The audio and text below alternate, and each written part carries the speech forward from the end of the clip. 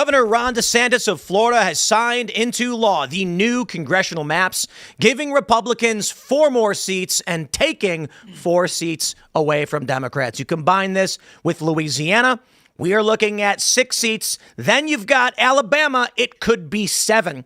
And we fully expect, with the DOJ's announcement on Friday, to go after every state with racially gerrymandered districts, that Democrats are going to lose perhaps 12 seats as Republicans gain about 12 seats before the midterm. So, my friends, it may actually be Republicans are going to win procedurally. Then you add in the fact that they are going after Fetterman. The Republicans are trying to get Fetterman to switch parties. Fetterman says he won't do it, but John Fetterman is currently minus 40 with Democrats, a 108-point swing from his election till today. There is no way he will survive politically in 2028 unless he jumps ship. Now, he's saying you're not going to do it. And the thing is, this dude votes far left on everything except for the war and for Trump's appointees. So it's a weird position. This guy just occupies the worst space out of every political faction. But he may have no choice to survive, go independent, caucus with Republicans. Otherwise, he gone. You consider the Senate forecast right now, it's looking at 50-50. That's if the toss-ups go Democrat, it's 50-50. J.D. Vance is the tiebreaker. With the procedural redistricting victories, it could mean Republicans sweep the midterms completely. Now, the prediction markets don't think so, but we'll track all of this. We'll get into all that news. We got a lot more, a lot of fun stories. Before we get into all that, my friends, we've got a great sponsor for you. It is True Gold Republic. Head over to truegoldrepublic.com/Tim. Do it. Having sound money and financial independence is important. Hard assets are extremely important. And that's why you check out True Gold Republic. Look at the world right now. We got war. We got the dollar being weaponized, 36 trillion in debt. Did you guys see that we are no longer producing enough GDP-wise to cover the debt? It's now more debt. I mean, this is absolutely crazy. Well, gold can't be printed. It can't be sanctioned. It can't be devalued by a press release. Central banks are buying it at record levels. The people who control and run the systems, they're buying it up. Maybe they know something we don't. Insert True Gold Republic, real physical gold and silver, not paper, not ETFs, metals you can hold. Check out their Independence Bundle, a physical gold starter kit, a one-on-one with their experts, and a bonus precious metals on top. The chaos isn't coming, my friends. It is here. So go to truegoldrepublic.com/Tim to claim your Independence Bundle or call 800-628-GOLD. That's truegoldrepublic.com/Tim. And my friends over at boonieshq.com. The new limited edition full throttle collection of our skateboards is available. Cody Mack, he's got that hologram there's only 5 limited edition hologram boards. We got the Chopper. Of course, I've got the beautiful SUV in the Aurora Borealis. All of these, there are 5 of each that are holographic, and there will only ever be 5. We do this with all of our runs. It's available now. Figure out which one you like. You got a sports car, you like boonies out in the mountains, or you like Aurora Borealis. I like it. It's Alaska. Check it out at boonieshq.com. But don't forget, my friends, to smash the like button. Share the show with everyone you know. Joining us tonight to talk about this and so much more, we've got Kai Schwemmer. Hey, thanks so much for having me. Who are you? What do you do? I am the political director for the College Republicans of America, political commentator as well. I've been doing that for a couple of years, and a chipper and jovial guy in general. That's what I distinguish myself for. Right on. Should be fun. Thanks for hanging out. We got Brett hanging out. Guys, what is going on? Yes, Brett, normally doing PCC Monday through Friday at 3 p.m. Eastern Standard Time. You should join us there, but I'm excited. Let's get into it. How you doing, Tate? I'm doing all right, and I'm very happy to be here. What is it today, Monday? Tuesday? You should be upset. Today is Monday. Another Monday. Always sad. I feel like Garfield. I'm Garfield pilled, dude. I'm never here on a Mondays. Monday, so... Garfield pilled. Yeah, it's real. And of course, Carter's pressing the buttons. What's up? I'm pumped to be here as well. It is Monday. Let's get into it. Here's a story from Politico. DeSantis signs Florida's new GOP-friendly congressional map into law and is swiftly sued. I love the update. The governor has been calling for newly drawn congressional lines since last summer. Now, I believe we have the current maps here. As you can see previously, there were 8 Democrat seats. And now with this new map, it's incredible, there's 4. And the funny thing about it is that this new map basically makes everything moderately red. Not deep red, just red enough to where it's not competitive for Democrats, and they get only 4 seats. Now, this is massive. You combine this with Alabama and Louisiana, and the rest are expected to fall because the DOJ announced on Friday they would be going after every one of these states with racially gerrymandered districts and forcing them to change. So it looks like they won't have a choice. The interesting thing is what is going to happen in November, because if these states are all mired in lawsuits, I can't imagine. We've got 6 months. We've got about 6 months from now.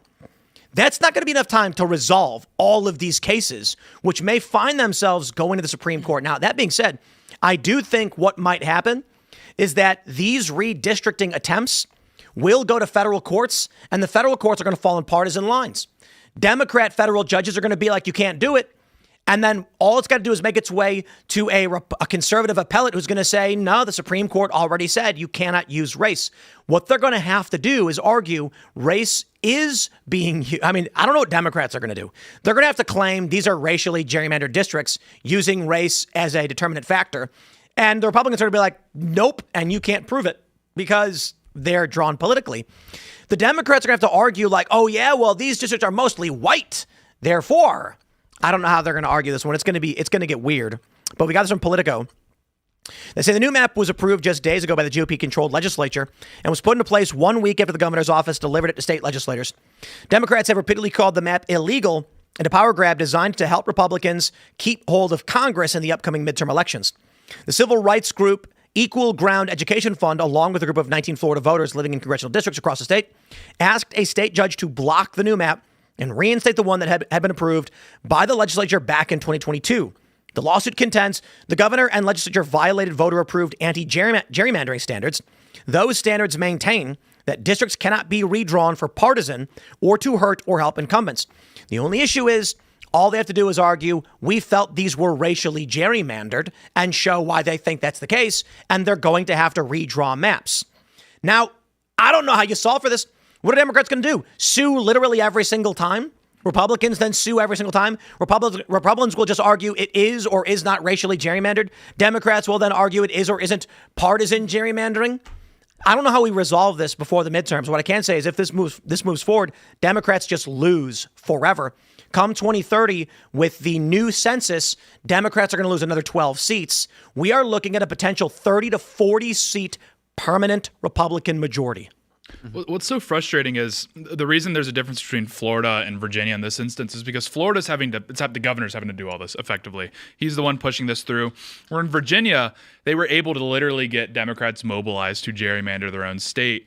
And the reason that's interesting is because in this lawsuit, they're actually citing that voters way back in the day in Florida, like, passed some sort of anti-gerrymandering, piece of legislation. They approved and signed off on it. I'm not very confident that if there is if there is a gerrymandered map that went to the voters in Florida, that Republicans would turn out in droves to vote for it, because it still kind of comes down to this whole problem that we've discussed ad nauseum, which is like Democrats literally think they're in a civilizational battle. They literally feel like this is all existential and everything. And Republicans are just still under the impression that, well, we can just make a few tweaks to the system. We might get out of this. So it's great to see DeSantis. There's a few other Republican governors that are going to the mat on this. That's fantastic to see. But you just get the sense that there's still just this rot in the GOP where people just don't quite understand why Charlie Kirk was shot. They still don't quite understand why President Trump got shot at. And it's really frustrating to see. And so, again, I agree with Tim's analysis. I think this could get prolonged out past the midterms, and then the legislative can react and maybe put forward a referendum or something. But what blows my mind is this map right here. So the call sheet prediction graph. They've got Democrats sweep at 45%, which makes literally no sense. There's $3.75 million placed on the outcome of the midterms. And Republican sweep Democrat sweep should be gone. Republicans are favored to win 50 seats right now. If they get one toss-up, it's done. If they do not win a single toss-up, they still win the Senate. So who thinks they're going to get both the House and the Senate? Considering they're likely going to win the Senate, 34% for Democrat House, Republican Senate makes sense. But now considering the redistricting battle, Democrats aren't going to be able to win this because the DOJ is actively pressuring states. I imagine if California tries pulling off some ridiculous 7 districts in San Francisco, Harmeet Dillon and the DOJ is going to be like, no. And if the Republican states say, we're not going to redistrict, she's going to say no. The Trump admin is coming in and procedurally altering the race. So I do not understand how Republican sweep is only at 22%. If Republican sweep was still under Democrat House, I'd say fine. If Democrat sweep was at the bottom. But for some reason, I have no idea why, people are not betting on it. Yeah, I'd say the reason, if I am to, create a steel man, the reason not to bet on that is because, like you were saying, Tate, the Republicans are not willing to play to win. But I think, in Florida, we're seeing that we're taking this a lot more seriously. I thought it'd be more limited. There's something called the Purcell principle, which typically excludes changes being made to districts in the election year. This is something that, is going to happen in Utah, where we do have a Democratic district. It's like a plus 23 Kamala Harris district in the middle of Utah, which is crazy. Somalian guy won the latest Democratic convention. He had 50 refugees who were, state delegates, which is a little crazy. I'm sure they're looking out for the best of Utah. But I thought it was going to be more limited. That would maybe be my apprehension. But this is a white poll we're getting. And yeah, this is Which one is it for? This is the prior one, if I'm not mistaken. This is the old one? Oh, right. They redrew a new one. Yeah, which is basically just Salt Lake City. There you go. Yep. Number one right there. This is the new Utah map. This is thanks to a Somali one in Salt Lake City? In the Democratic convention, which they have at the same time as the Republican one, 51% of the vote share went to a 27-year-old child of Somalian immigrants named Liban Mohammed, which for those who have read the Book of Mormon, it is crazy that anybody with the name similar to Laban, who is an antagonist in the Book of Mormon, is winning in Utah. But yeah, he got the majority of the vote share in that new district, which is a plus 23 Democrat district. We're going to fight it tooth and nail. The college Republicans in Utah, we're really interested in this race because it will be a bellwether to see how the state goes. But that map's not changing because of like I just said, this Purcell principle of the maps not, changing in that election year. Looks like the rest of the states, are not heeding that principle, which is good. Because, in Louisiana, there have been elections that are happening right now that have been stopped, canceled. Yeah. And it's pretty tremendous. But I think a lot of this stuff has to be decided by the Supreme Court. I think that's what it's going to come down to. In Utah, they haven't helped us at all. And this is a map, by the way, that we get in part, actually, in large part, by a Republican representative named Blake Moore, who was the sponsor or co-sponsor of something called the Better Boundaries Initiative back in 2018. That produced the map that you're seeing right there. It's interesting. So Hispanic and Latino in Salt Lake City make up 20%. There's been a huge influx. Yeah, I wonder. Like, has that changed things with the massive population of Latinos, like politically? I think that might be part of it. I'll say one of the big issues is that Utah has this niceness problem, and part of this is that maybe it's the Mormon thing. The members of the Church of Jesus Christ of Latter-day Saints, we don't want to be mean to people, but I think oftentimes we allow ourselves to be just politically handicapped by that. And Republicans are not willing to fight to win in many cases, and so we have become. I think it was actually. ICE was reporting on this. We are a sanctuary state, Utah. That's insane. It's insane to think that Utah has become a sanctuary state. And it's happened under our noses. And, I think this is part of it. It is that you have an influx in the population. Of course, they have children who are immediately naturalized and can vote for Democrats. But Republicans in Utah just have not seemed to take this serious enough to stop it from happening. And now we've got this Democratic seat in our state. There is an estimated board, right? 38,000 illegal immigrants living in Salt Lake City. Well, and that's what's so crazy, because I don't know if you guys saw the Washington Post article today where they said this is what would have happened. They did a whole analysis on what would have happened to elections if the SAVE Act would have passed. And they had New Mexico and Nevada becoming like tilt R, if not lean R states. And you had states like Connecticut. Now they're in play. Yeah. If the SAVE Act passed. And you just sit there and you're like, what is the impetus if you're a senator? Why even hold this up? Because you stand nothing but to gain. And that's our juxtaposition in Utah. It is Blake Moore and Senator Mike Lee. Yeah. Yeah. This is the juxtaposition that we have. Mike Lee, first of all, a poster. Second of all, dude, literally. Yeah. Base Mike Lee. Yeah, he's great. But that's just so bizarre. And then, of course, it's going to spin up conspiracy theories. I mean, one theory around the SAVE Act getting held up was, again, that would cause trouble for establishment candidates in primaries. Is they're saying a lot of these these establishment shill guys who just seemingly dominate their primaries and no one knows why. You can maybe chalk it up to the elderly, but what a lot of people have pointed out is they're doing their own ballot harvesting. They know how to ballot harvest. They're not idiots. Like this idea that the Republicans are just watching the Democrats do ballot harvesting. They're like, oh, I don't know how they're pulling that off. They are. And I mean, again, it's still a theory, but a lot of people are speculating that's what's happening in these primaries. That's how you had Mitch McConnell dominating primaries at like dictatorial numbers. Well, and Senator John Curtis from Utah, he's opposed to the passing of the SAVE Act because of the, inclusion of the zombie filibuster, that it would be stripped away as well. The zombie filibuster, a term by Mike Lee to describe the fact that, Democrats can uphold the voting process, not by doing a traditional filibuster, talking, until you literally can't talk anymore, but literally just by saying, we're going to filibuster. Yeah. That's it. Which is ridiculous. It's like, come on, what are we even doing? We have all that with like the blue slips in the Senate, where again, it's not an official rule. It's just a kind of it's tradition that if a senator from a state objects to a federal appointment, then the Senate won't approve this appointee, and that's what happened in New Jersey. It was like Cory Booker came out with Alina Habba, and he was like, "No, I have some serious contentions. I'm from New Jersey, so I know her really well, and I've heard there's some nasty things about her." And everyone in the Senate was like, "All right, well, Cory Booker objected. I guess we can't approve her." And it's so bizarre because it's not even in the rules. Like that's just a thing that people do because it's like tradition. And it's like Cory Booker's such a serious individual. Yeah, literally. Yeah, Mr. Potato Head. So it's just bizarre. And I think part of it, to maybe be a little bit gracious here is a lot of these senators are like wonks. Like they came out of the law school, they clerked for years, they interned for all these different senators. So they're kind of in their head, they don't want to be the guy that tips the boat because they're like, I want to be the guy responsible for the delusion of our beautiful system and that sort of thing. They just don't realize how the base is feeling. Yeah. Just a quick add-on here with from Bloomberg Law. Supreme Court has agreed to expedite the redistricting mandate. So they signed a request today. Louisiana is going to redraw their maps.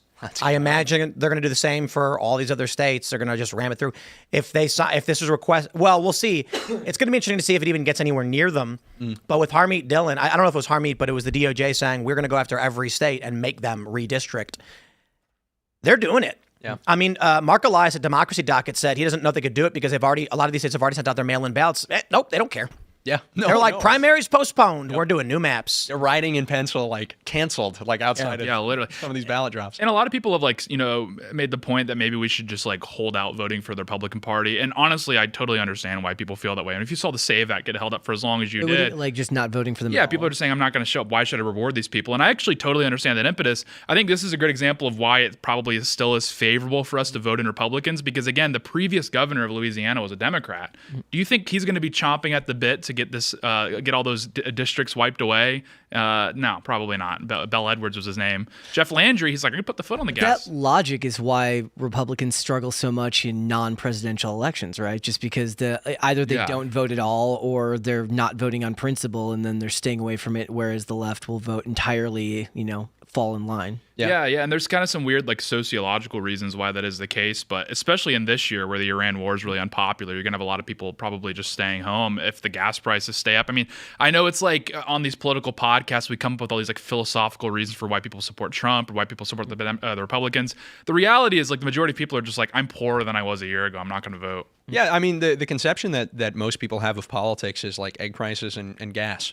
Yeah, that is it. And I'll say this has been very destructive because it communicates that we have a lack of idealism now, and the lack of idealism betrays a sense of just having given up. If you don't believe that you can do things which are extraordinary, which are new and original, if you are not an idealist, then you're basically admitting that you think that you've lost in some major way. Yeah, you don't think you're capable of creating anything new. And the paradigm of politics that we're usually operating in, it is that. And the worst thing I think now that Republicans are seeing is the idealism from 2016 seems to be disappearing faster and faster, where, now we're almost like, well, which candidate is, the most electable, the least controversial? It's like, did we not live through 2016? Did we not have this moment where these ideas, these, revolutionary ideas in the Republican Party won, and that they won again the majority of the vote in 2024? It's all relative, though. Happiness is all relative. So I think what the Trump admin's banking on is two things. The procedural victory in the midterms. Yeah. That is redistrict, and we don't care what you think. Yeah. Because we're going to get extra seats. But the other issue is if just before the midterms prices start dropping dramatically, people are going to feel that relief, and they're not going to adjust quickly enough to it. Yeah. They will just say the Republicans have done it. Yeah. So the thing people need to understand is 6 months is an eternity in an election. Yeah. Gas prices are really high right now, so Trump's approval rating is low. That being said, Republicans have a higher favorability than Democrats right now, which is insane. Historically, Democrats should be way above as they're the opposition party. They're still not, which is actually pretty freaky. You combine this with a potential. I say potential because you have no idea what the Trump admin is going to do. But let's say come September, prices start easing. Trump pulls back on the straightforward moves or whatever his plan is going to be. Then mid-October, gas prices drop way down. Trump is going to say, we did it. Or more importantly, this is what's fascinating about the human psyche in this country. You take a look at the mentality people had a year ago versus today. It's dramatically different. Like the trends we see in politics are very, very different. Trump could, in September, say, we're going to get passed a new bill. It's going to bring down your gas prices and make groceries way cheaper. And then the Senate, it's going to get stuck. And he's going to say the Democrats in the Senate are blocking us from lowering your prices. Yeah. Then Trump signs an executive order pushing something through at the 11th hour. Prices come down. And then he says, this is what the Democrats did. We've been trying this whole time to get your prices down. And all he's got to do is move the needle 3 points. Yeah. That's enough. Well, yeah, I think, Trump is absolutely going to do what you're describing, like this kind of 11th hour save. Because this is what, if you look at the way he's operating with, the oil prices during the Iran war, he's doing this every single week where, he'll wait to do anything major until the market's closed. And then, he'll cause the shakeup. And that's the way he's going to be looking at it around election time as well. The problem is, we don't want that in the next 2 years after the election, the kind of resuming of what's been happening now, which is a total halting and an inability to execute on some of the major policy items that Trump campaigned on and that we expect of a Republican Senate and House. This is, I think, the issue is that it is not worth winning if you don't win to do stuff. What positions are you talking about in particular? Like, for instance, the SAVE Act is a small one, right? Where you have a Republican Senate, House, and executive branch, right? And the judiciary, right? So we have Republicans in every part of government, but we want them to actually start doing something. We want them to not just, really ramp up the heat when it's election time, but then to deliver afterwards. And that needs to be, of course, immigration restriction, deportations. It has to be, voter reform in the sense of the SAVE Act, making sure that there, is more transparency as to the process, that there is voter ID. And we do want, in my opinion, one of the major things that we're hearing from young people, especially, not just online, but around, and I've also heard this from many veterans, we don't want this kind of, very ambiguous end to the Iran war. We want a clearly defined goal and we want an exit strategy. And Trump, one of the things that actually very much motivated me was during his State of the Union and other addresses he'd been giving, he had talked about making a plan for affordability and healthcare. We don't have those yet. We need that. Republicans cannot be the party of all of the right ideas, but none of the right policy. I think the right policy is something we really have to produce, and the SAVE Act was a good part of that. Is there even something in the pipeline with people that with policymakers that he's worked with? Because the only thing I think of is like Trump RX. Like other than that, like there's like, and that is one of the biggest ones right now is healthcare in this country. It's just one of the hardest things for anybody to be able to kind of reconcile because it's such. I mean, we've been seeing that on X with people posting like the ridiculous bills they're getting. They're like, oh, is it like Riley Gaines? Like 3 months after I gave birth, I got another bill in the mail and stuff like that, and I don't know how the government gets involved in that in any way that's going to be make meaningful change that quickly. Yeah, the fact that I'm hearing on mainstream podcasts so many different like ways of how you can avoid like debt collectors and stuff, that tells you something's like really wrong with healthcare. They're like, don't have insurance. If you don't have insurance, they'll work with you on a bill. They're like, you can just like hide your ID, so if you get picked up by an ambulance, and they won't know who you are, and they don't know who to bill. It's like, what kind of country is this? Like, what is this? Total decline of social capital and social trust. It's horrible. I think we're headed for a major economic collapse that no one can stop. There is no political solution to the mortality cliff. Boomers are at life expectancy now. It could go one of two ways. We've talked about it quite a bit on the show, but with no new generation coming in to the entry-level positions because millennials didn't have kids 20 years ago, myself included, we are looking at a major shortage of college students coming in. They're calling it a matriculation shortage, as well as entry-level labor. You need 16-year-olds working at, UPS or at KFC, fast food restaurants, doing these jobs, and we don't have that. Yeah. Then you have one of two issues.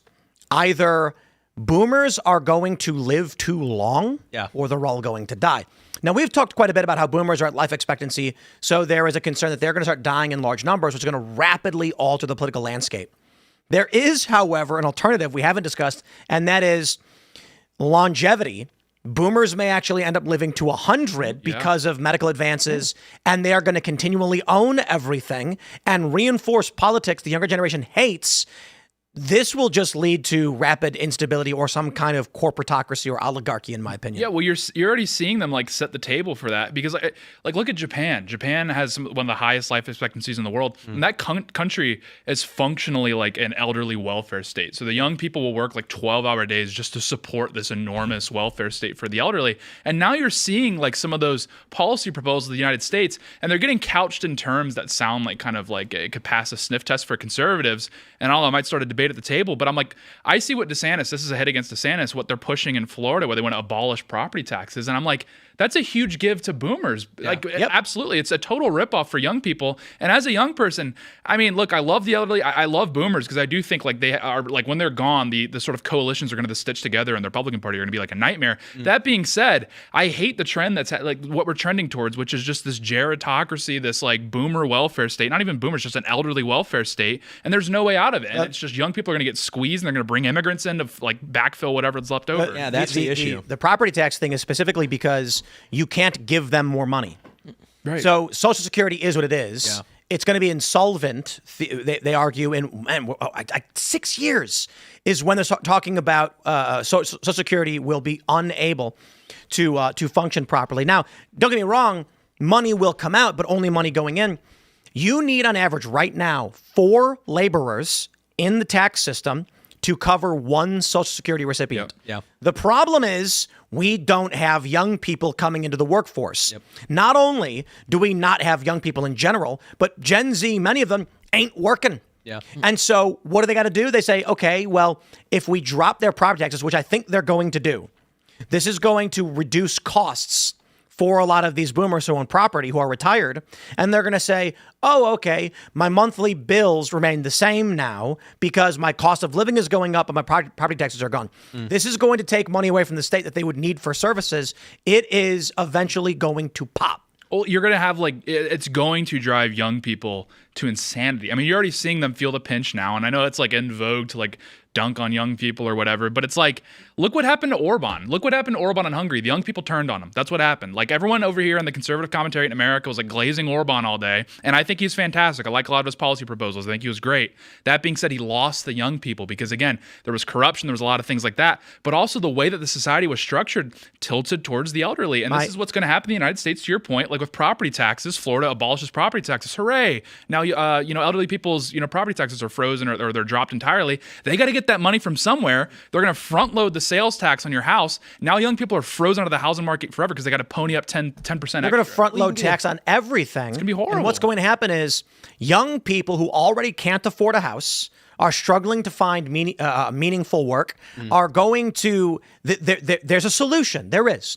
What we have to do to make sure we can keep Social Security functioning, because we can't lose the boomer vote, tax young people more. Yeah. No, Trump will be like, you guys can just get a 70-year mortgage this time. I know, but it's unbelievable. I can't believe they proposed a 50-year mortgage. Yeah, like literally just like unbelievable. Entitlements are already half of our budget. We got an extra $1 trillion going to the military, which it's neither here nor there. So there's barely anything left after it's all said and done. That's why I have like a lot of grace for Trump, because it's like, look at his team. Like, look at his team right now. It's like Michael Jordan and then like 4 guys that are like crippled. That's basically his team right now. It's unbelievable. It's so interesting, when you look at the turnover in the admin, like in the first admin, it's like, man, there's all these subversive elements. Like, we got to get these guys out of here. Like, they're subverting what the admin's trying to do. Yeah. Then you look at now, it's like, man, these guys aren't getting anything done. Like, what the heck is going on? We need to get these guys out. Yeah, literally. I mean, it's like, it's just so obvious that like, okay, even if Trump is this Napoleonic figure, the amount of gridlock right now, the way that our system is designed structurally just does not permit like generational change. And that's what's so frustrating. That's why a lot of people are just saying Trump should just like say, screw it and go mask off. I'm like, it's a lot harder than it looks. Like, you can just go pick some like legal minds' brains on like everything that the Trump administration has tried so far and where it's been shut down. It's like, oh my gosh. You know what I think, though? I think everything that we're seeing could be, and I'm just going to get a little conspiratorial, because we've got a big old bag of different conspiracies we can bring up. But one hypothesis is we are already past the point of productional, what I would call functional scarcity. Scarcity still exists, but have you guys seen these videos of women in urban centers filming their day jobs? Yeah. I am convinced the economy is completely fake. Yeah. And or at least partially fake. I'm, in all seriousness, Dead internet, but dead economy. Yeah, literally. dead economy, because I actually want this to end. I do. I want I want labor to have to exist. I want people to have to do hard work to a certain degree. Watching these videos where a woman is like, so like I get up and I go to work, and then the first thing I do is I get a matcha green tea, and then she like makes a latte and she goes, then I go upstairs to see the crew. Hi guys, and it's like they're all sitting around just like talking. Yeah. And then she's like, then I go in Zoom meetings for like a couple hours, and it's just meetings, and like that's all we do. And then it's lunchtime, and then she like films herself making an acai bowl. 80% of the video, there's no work at all. And of the work they actually do, it's complaining to each other and doing nothing. The work is literally to have work to do. Yep. So we were at my wife and I were at a market over the weekend. She does these markets that she puts up, that she works at. And this guy literally spent 30 minutes in the booth next to us telling his friends about, he's like, and I'm in Copilot. And he just used a bunch of corporate buzzwords to talk for 30 minutes about how he talked about being a corporate dude, working a corporate job to other corporate people, and about how and I got brought on by these dudes and blah, blah. He didn't say anything. For 35 minutes, it was like he was like mansplaining work to other men about sitting in Zoom meetings. I honestly think we live in what's called a kleptocracy. And that is, you can have whatever you want if you decide to take it. So this functions in a couple ways. One, massive fraud around the country, like we've seen in Minnesota, now California, and fake jobs funded by nothing, where people get food money and then pretend to be working. So I just want to stress, if you want to understand how insane this economy is and what is happening to our civilization, imagine going back 200 years and explaining to people that, like, in the future, you can be rich and successful, or at least have a standard living with a house, with an apartment, or whatever, by sitting around and complaining to each other while people listen to you. Yeah. Can you imagine the nerve of some of these people? All they do every day is just complain on the internet, and they make a ton of money doing it. This is a fake economy. The economy, the solution, the jobs problem. We just need to give out podcast mics to people. Yeah, it's real. You know what I'm going to do? Give valuable jobs to people. I got to film tomorrow. We should do it. Film like day in the life of going to work at Timcast. Real. Maybe you should film one of those. And it's like, That's the why first 3 hours, he's just floating in a kiddie pool with sunglasses on. Yeah, literally. It's like, have you ever seen the video of the girl? Yeah. The girl who makes the fake one. She's like, a day in my life at Raytheon. Yeah. And she, Oh, yeah, That that's was good, though. awesome. That was like one of the rare ones that was like awesome. She was like, yeah, I just like killed like 30 people. I was like, whoa. I'm thinking of that other tweet that's like, these corporate jobs are just like daycare for adult women. Like, Yeah. what is They it? literally call it, somewhere. they literally call it Zog Daycare. Yeah, it's That's what Zog it's- Daycare. Zog This is daycare a for side adult women. effect of the fact that all these companies, so all of these people likely would be working for smaller companies, but they're working for larger ones because they've been bought up. And I've talked about this on this show before, where the American dream used to be, you start a plumbing company or an HVAC company, you work for it for 25, 30 years, and you pass it on to your kids do it. That's not what it is anymore. They sell it to private equity now, or to larger corporations, and we talk about it all That's the the time. American dream. What? The American dream now is to sell your business, get $2 million, and just Not do go to anything. Cancun. Yeah. That's the thing. But and the thing is, and the companies make it. First of all, they try to push you. They push you out of the market by making it impossible for you to compete with the resources they have. You can't even get past them if you want to get your stuff on the front page of Google. They've already mastered SEO to keep you out there. And to do that, they have to have women who do Zoom jobs for 8 hours a day. So the American dream used to be that you come on the boat, land at Ellis Island, you're all covered in rags, and you're like, this country will be good to me. And then you work really, really hard. They're all Dracula. They're all Dracula. Whoa, this country will be good. Oh, this is great. They all come here. They have kids, or they bring their kids. He starts like a butcher shop, and then he's like, one day you have a butchery, a butcher shop, and you will live a good life. And then he kisses his wife. And then it changed. And the American dream became, all I got to do is write one song one time, and I'll be rich for the rest of my life. Today, the American dream is to figure out how to go bum, bum, and then that's it. You're rich. Literally. I'm not even kidding. You know what I'm talking about, right? Yeah. Some Filipina chick literally just went bum on TikTok for 10 seconds and is a millionaire now. That's the American dream. No, that's how it goes. And this is the big problem I see, and this is all structural, right? When you think about the terms we use, that we have an unemployment problem, what's the solution? Well, people shouldn't be able to pump their own gas anymore. I think after 20 years of pumping other people's gas, something that you used to do yourself. No, not in Utah. Or what'd you say? There's like two states. I think Oregon and New Jersey, you can't pump your own gas. Oregon just got rid of it, actually. Well, and in Argentina, when I was down there, that was one of the biggest things I saw. I was like, why are people pumping other people's gas?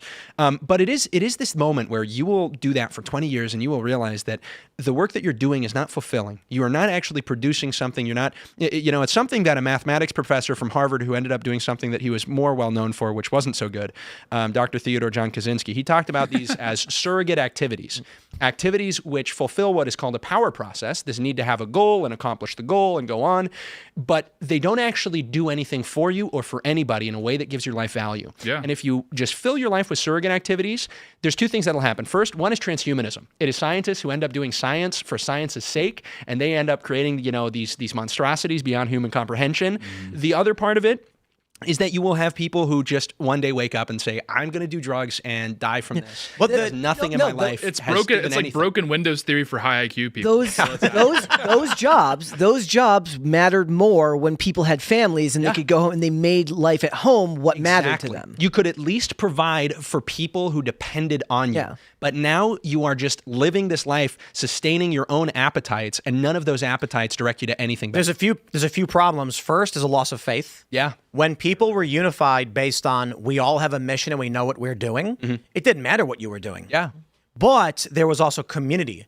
You would go to church every Sunday and everyone would meet together and they would feel like they're doing something and you had something to be proud of and say, I work down at the gas station and we're putting in a new pump. Things are going pretty real. So working at a gas station was not bad. Yeah. These days it's all mechanized. And you mentioned the private equity thing.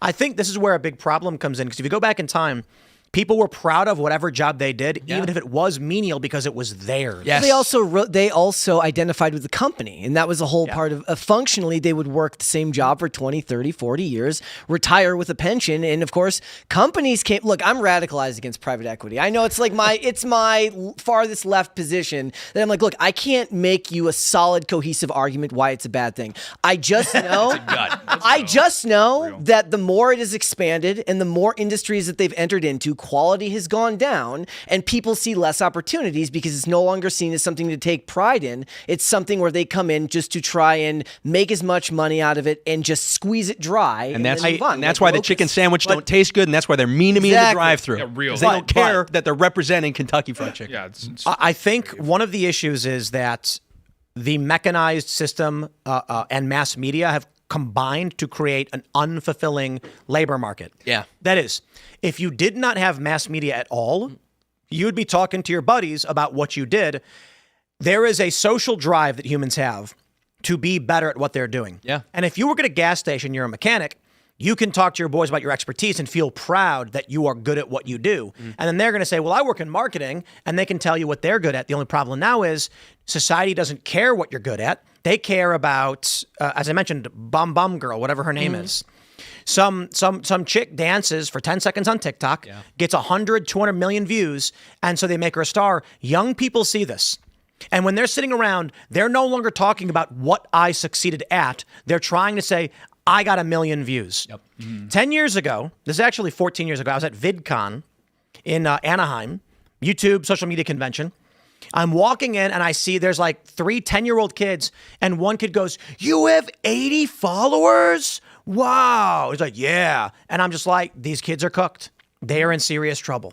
Yeah. They're going to grow up and they're not going to be proud of what they do unless they get some social verification for doing it. Think about like where it came from before that. Before that, what it was like they don't want to be doctors and astronauts. They want to be pro athletes. At least pro athletes had to like strive for something and actually achieve something magnificent because it actually takes a lot of work and dedication to become a pro athlete. I just got to point out something. Like, we have a major shortage of the trades right now and an overabundance of podcasters. Yeah. There's just, and it's mostly dudes. Well, it should be. Yeah, somebody's got to tell them how to do their job. But the funny thing is, like, when you look at Democrats, we love our plumbers. We love our plumbers. When you look at Democrats, they're sitting there being like, okay, what's the problem right now? We have no low-skill labor, entry-level labor from young people's not coming in, and we're lacking in the trades. Yeah. We do have an overabundance of podcasters. Yep. A lot of Americans sit around complaining, and they make a lot of money doing it. What should we do? Well, it's like that meme with the people at the desk. One guy says, should we open the borders and let in a million people? And the next person says, should we just give amnesty to the existing illegals so they can do these jobs? And finally, the last guy's like, maybe the people who talk and complain for a living should go do meaningful work, and they throw them out the window. Yeah, really. Well, and that's there's two parts of this that I was thinking about. One, this is the issue, is that the responses are always going to be unsustainable and they'll make the issue worse. Like the case of immigration. The response from the left is always, well, because we don't have a high enough total fertility rate, we need to just import people who have more kids. Not realizing that the total fertility rate of immigrants drops at a faster rate in the first generation than the native-born population has been dropping over time. Well, and drops in general. I got to ask you a question, though. Isn't like the LDS Church famous for having big families? Yeah. Yes. How is your population not expanding rapidly in Utah to like tens of millions? Well, the thing is, part of the issue is that, we all end up in D.C. No, but part of the issue is that we're not immune from the effects of the world, where people begin to, think less and less of having children, multiplying and replenishing the earth as a commandment, and they think about it more and more like a suggestion. But for us, for a long time, this was a very serious commandment. And it should be exploding even more and more. I really hope, the proselytizing is going to help expand that. But there's definitely a cultural kind of idea of having children that exists purely in Utah. Utah is expanding, to be fair. Do you know the fertility rate numbers among LDS? Across the world, I don't know. Like in Utah specifically, I think it's actually, what is it, 2.3? We're right below the Amish. Let's go. Right, because the discussion is that the United States is either going to be Muslim, Amish, or Mormon. Well, yeah. They're just going to be going. Oh, at dude, it. The debates are going to be crazy. They're not even speaking the same four. language. It's 4 to 6. Okay, wait. Hold on. I was going to say. No. Wait. For LDS members, it's 2.8. Yes. Okay. Better than I thought. Pretty good. Yeah. It dropped recently. They say that old school big families were 4 to 6. Yeah. But those are becoming more rare. Yep. Because fertility is still declining. Well, and so I have multiple friends that I know that grew up in families of like 11 kids. Wow. Yeah, it was awesome. And as time goes on, you mature. I originally was like, well, maybe I want to have 2 kids. Then I would say I want to have 2.1, like just to get to the replacement rate. And people would be like, how do you have 0.1% of a kid? And it's like, you don't get it. But the idea now, and that the idea that everybody has to adopt, is I will have as many as the Lord will give me. It's I will have as many as He will provide. I figured it out. We need to do a show called Top Mom.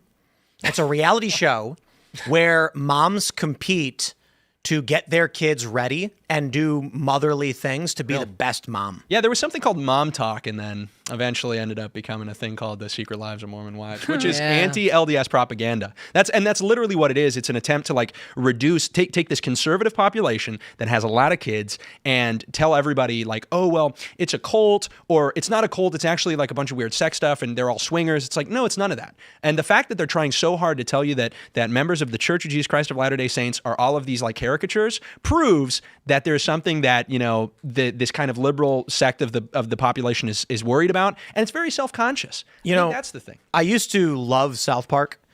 Recently, it's just been highly esoteric anti-Trump.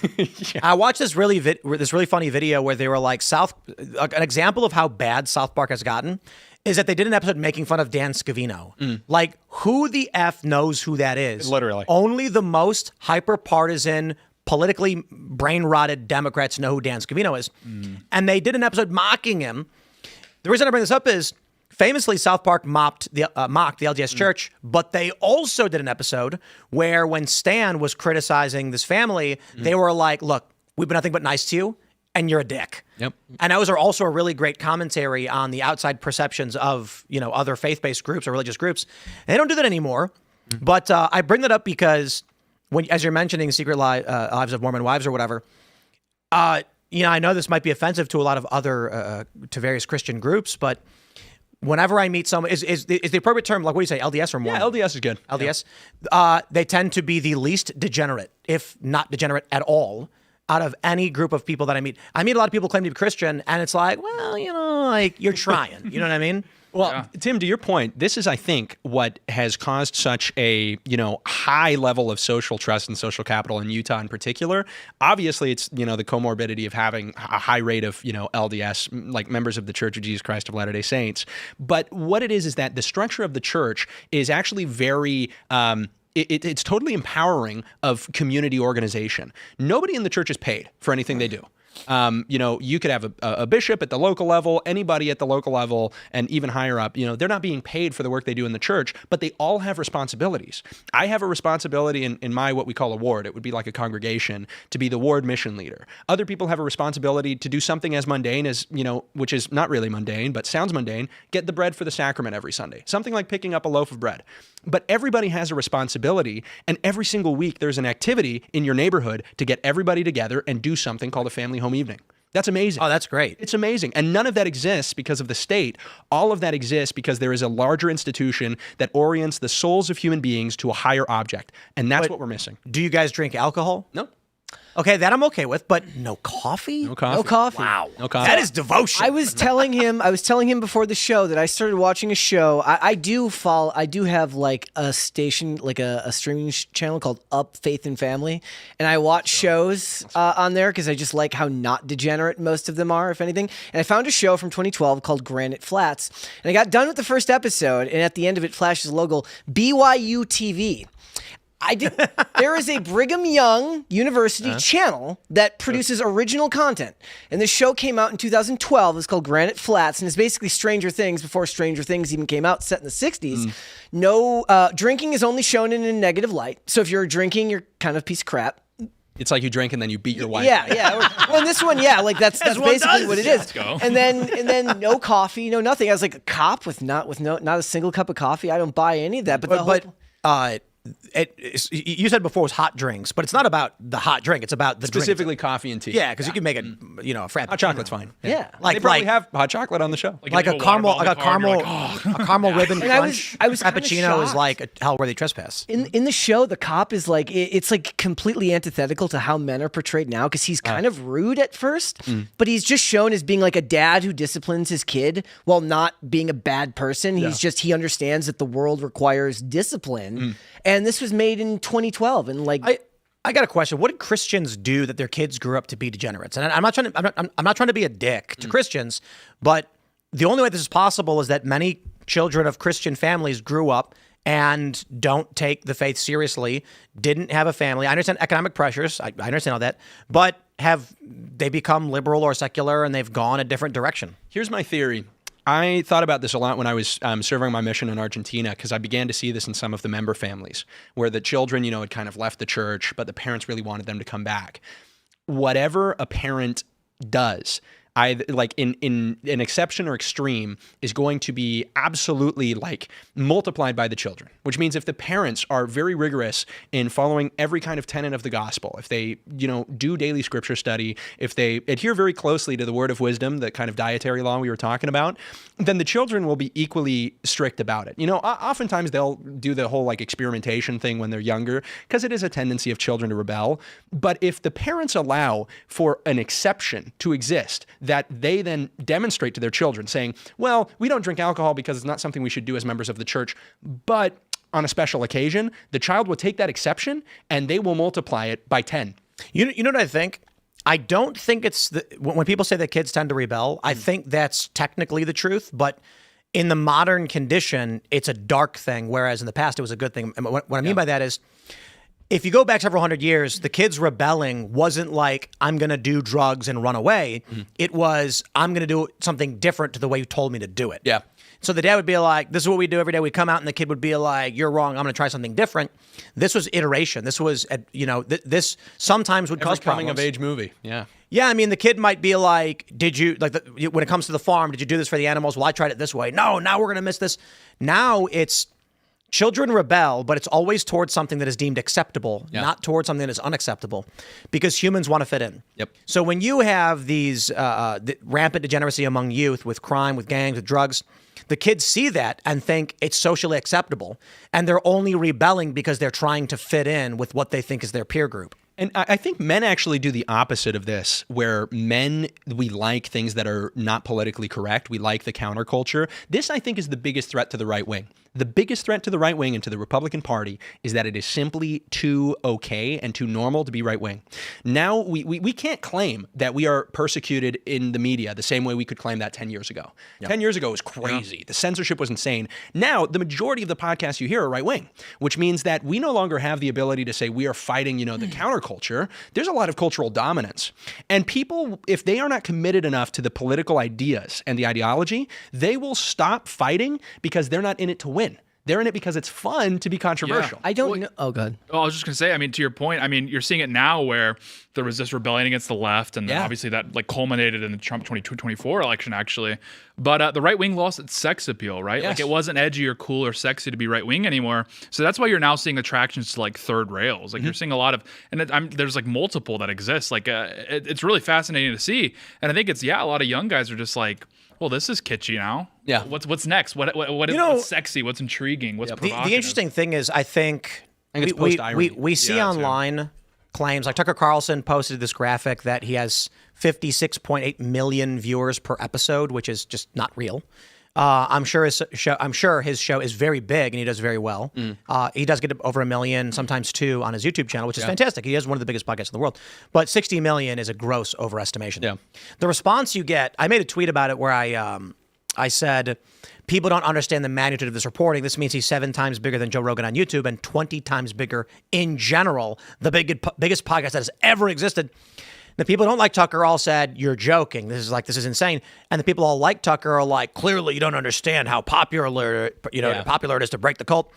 And I'm just sitting here thinking do people not realize that it's all fake? Yeah. My point is, right now we actually don't know what is or is not the top spot. Everything's decentralized, right? So I'll give you an example. Shout out to Ashley St. Clair. She's been calling out MAGA for a while because, the whole thing with Elon, the falling out. But the left hates her guts. Yeah. I've been seeing these threads on posts, threads on threads. I thought you were going to say you were looking at Threads. Dude. I look at threads periodically. Threads is awesome because it's whoa, there's just left-wingers. They're insane. They're Blue sky. insane. But seeing this, into a petri here's the thing. As much as people on the right are posting Ashley St. Clair is talking about people on the right, the perception on the left is that she is a right-wing grifter. They hate her. And, I see these conversations on X. What I think is happening is everybody is kind of fractured right now. The political space is boring. So I'll give you a couple examples that of what I think is happening. The general idea is nothing's really going on in politics that matters for the average person, so viewership is down across the board. When Swalwell was accused of raping those women and drugging them, just mercilessly beating and raping those women, those horrifying accusations, we got over 1 million views on our IRL episode, which we normally do 600K. I did an episode of my morning show last week that has about 800,000 views, where it typically gets 200 because of the Supreme Court ruling. And so I've got 3 or 4 videos talking about the Supreme Court issuing a ruling on the midterms, and they're all 300 and one's upward of 800,000. When something actually happens of merit in politics, viewership just spikes back up. Yep. Then in the meantime, we're kind of trailing off and there's not a whole lot going on. People have become desperate, and a lot of people are trying to latch on to something and claim something is or is not big or popular, and everyone's fighting over what they think is in. I think the truth is none of it is in. What's in? Look at the search trends. Sports. Yeah. Baseball, basketball, and I'm happy to say it. But I think in the next few months, we're going to start seeing all of the space coalesce around key points. People are going to forget the conversation about, I don't think they'll forget the conversation about Trump and Tucker and all that stuff, but a lot of this infighting will slowly dissipate when big key issues emerge, like redistricting will be a key one. This is what I think we're seeing. Swalwell's a rapist. Well, guess what? If you're right-leaning, you're like, get him out of there. If you're left-leaning, you're like, get him out of there. So everyone's kind of unified in that point. But then when that goes away, everyone kind of spreads back out and fights again. So I think it's all going to come back together slowly in the next few months. That's why I made that point on Twitter where I was like, does anybody remember when Elon crashed out and on Trump and formed a third party? And everyone was like, Oh yeah. It's like, but could you imagine if like Bill Gates and George Bush like beefed back in the day? That would have been all anyone talked about for like a year. But since it happens now, it all moves so quickly. I'm like, the reality is the biggest show on TV right now is probably Hannity. Like Hannity's probably the biggest show still. And his new podcast, by the way. Let's jump to the story. We've got this from Yahoo News. Judge apologizes to White House Correspondents' Dinner shooting suspect after expressing grave concerns about his treatment in jail. I kid you not, the degree to which this country is foregone is laughably absurd. Jeanine Pirro, the U.S. Attorney for D.C., said Sunday that a buckshot pellet from Cole Allen's shotgun was found lodged in the bulletproof vest worn by a Secret Service agent who was shot. The judge apologizes. Whatever you've been through, I apologize for the prior week. Magistrate Judge Zia Faruqi said during a hearing in D.C., at multiple points, Faruqi compared the conditions of Allen's confinement to those of the people charged with crimes in January 6. This is not the jail's first go-around with people engaged in alleged political violence. So here's what I'd say is going to happen. There are a lot of people that are claiming it's staged, Trump is faking it, but there are a lot of people on the right who are still conservative-leaning, and they are going to rally around this idea right now that J6ers were abused mercilessly, and this judge is apologizing to a suspected assassin. This is top of the mountain level political division. This is a guy who is on camera charging the security checkpoint, shooting a guy with a shotgun, and then being subdued, trying to kill Donald Trump, and a judge is apologizing to him. This is going to be the kind of thing that starts reigniting heavy peak left versus right, meaning the left is going to coalesce around an idea, the right is going to start coalescing around an idea, and then you're going to find as we move forward for the next several years, or at least for now, I would say, as we get into primary season, here's what's going to happen. In about 3 months, the right is going to start to unify for the most part, not completely. That will stick around for a few months, and then the primary season is going to kick in a year. We're going to start seeing people campaigning, trying to generate a bunch of attention, and the heavy primary season will begin in 2028, towards the end of 27 into 28. At this point, it's going to be balls to the wall war on the right. 100%. They're going to be like, what do you mean, Marco Rubio? J.D. Vance will mess you up. And then J.D. Vance is going to be on stage being like, Marco, you're a miserable loser, and I can't stand you. And Rubio is going to be saying, like, you were always second fiddle. Then after the primary is over, they're going to hug and they're going to kiss. The right's going to come together for a presidential election, and everyone's going to act like it never happened. Yeah, literally, Trump was like Meatball Ron, and now he's like, he's the best governor in the country. It's like, whoa. Yeah, but there's Meatball wasn't good. Meatball, he cooked with but that. there's still like people on X who argue, they're like, weren't you one of those DeSantis guys back That's in? me. I do that to people. I was gonna say, yeah. I will literally, if I find out you were a former DeSantis guy, it's like when you're arguing with a guy online and you see he has like a dead relative in his bio. It's like when I see they used to have DeSantis tweets, I'm like, oh, my eyes light up. I'm like, it's over for you, dude. No, it's like when you're arguing with a girl on Facebook and you find out she's a single mom. Oh, dude, yeah. It's It's literally just the guy getting the kid getting the golden ticket. Yeah, it's the gold scar in Fortnite. You're just like, oh, baby. Yeah. Well, this is what, why I think these next 2 years are so crucial. Because look, let's say the Democrats take the House. The next 2 years are just impeachment. The next 2 years, and I think impeachment is unpopular. People hate seeing this like whole rigmarole. And even if, Trump's favorability is down, I don't think there's favorability for him being impeached. And it is going to galvanize right-wingers. The issue is that I think you're right. We're going to see an all-out war, but it's going to be, the left and the right who are both committed now to taking all of it very serious. Like, we're redistricting, we're gerrymandering every spot. This is going to go out into an all-out kind of blood sports. And I, by the way, think that this is always how politics works. Yeah. I do not believe there is such a thing as politically neutral or completely bipartisan boundaries or districts. I think that is a fallacy. You're always prioritizing one interest to another, whether it's rural to urban, whether it is right to left, whether it is black to white. You're always prioritizing some interest when you draw up a boundary, right, or a district. So I think once we reject that paradigm, the imperative of the Republican Party needs to be to win. And I think if we then spend the next 2 years after, going to war in the election time, not really fighting hard, if we are not willing to give it our all, if there is a Democratic president in 28, it is literally like so over for everybody. Yeah, I agree. I'm not saying this is guaranteed or anything like this. I'm sure that variables are before us in the future, which will change the way things are going. But if there was a pill that was beyond white pill into maybe a transcendent pill where you take it and you become a being of pure light energy and blast off into space. It's called being clear pilled. Well, I'm there. Like the redistricting stuff, the Democrats are losing massively with the Supreme Court ruling. It's looking like with this redistricting and with the 2030 census shift, Democrats will be a permanent minority. We feared Democrats becoming a permanent majority through illegal immigration and all the stuff they're doing. It looks like right now the dominoes are being set up. The Democrats will not be able to stop. The destruction of USAID stripped their political power to a degree I don't think people realized. Now, it looks like Trump has gained such a tremendous advantage. His enemies will not be able to realign. It's like in a chess game where if you are unlearned, you watch a move and then the other guy looks down and then just shakes the guy's hand and you're like, wait, the game's over? Like there's still a bunch of pieces. And it's because the guy who just got moved, who just got checked was just like, no, I can tell I've lost. There's 6 moves. It's over. That's kind of what it's starting to feel like. I don't want to say it's guaranteed.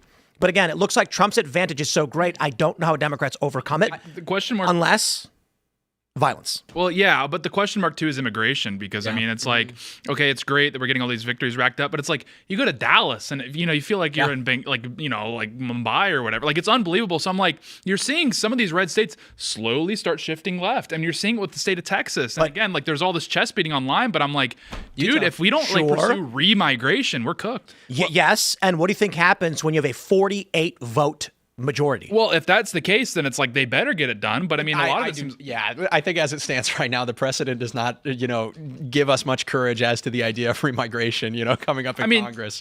Yeah, it's certainly not coming up from Congress. I mean, one point you made that's very valid though is people do need to understand like this is actually like the state of being for politics because like this idea of like civil, like we just disagree, but like we're all Americans at the end of the day. That was like a very post-war consensus. But if you go back through American history, I mean, gerrymander that comes from Elbridge Gerry. He was the governor of Massachusetts in like 1812, and he drew that salamander district. We had John Adams and Thomas Jefferson like calling each other pedophiles and stuff. Like, dude, this is like how politics. Yeah, this is how politics is. So this weird like post-war. It's like no, actually, everyone does kind of view it as civilizational, as existential.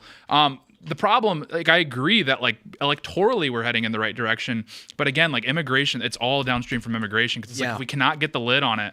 And that's why this last year has been so important for immigration. This is why deportations need to be higher than where they're at, is because literally, if this issue is, if we can't execute in a way that retains the popularity, if we can't realize that, look, it is going to be ugly. When was the last time you saw a guy get arrested for anything and they were having a good time?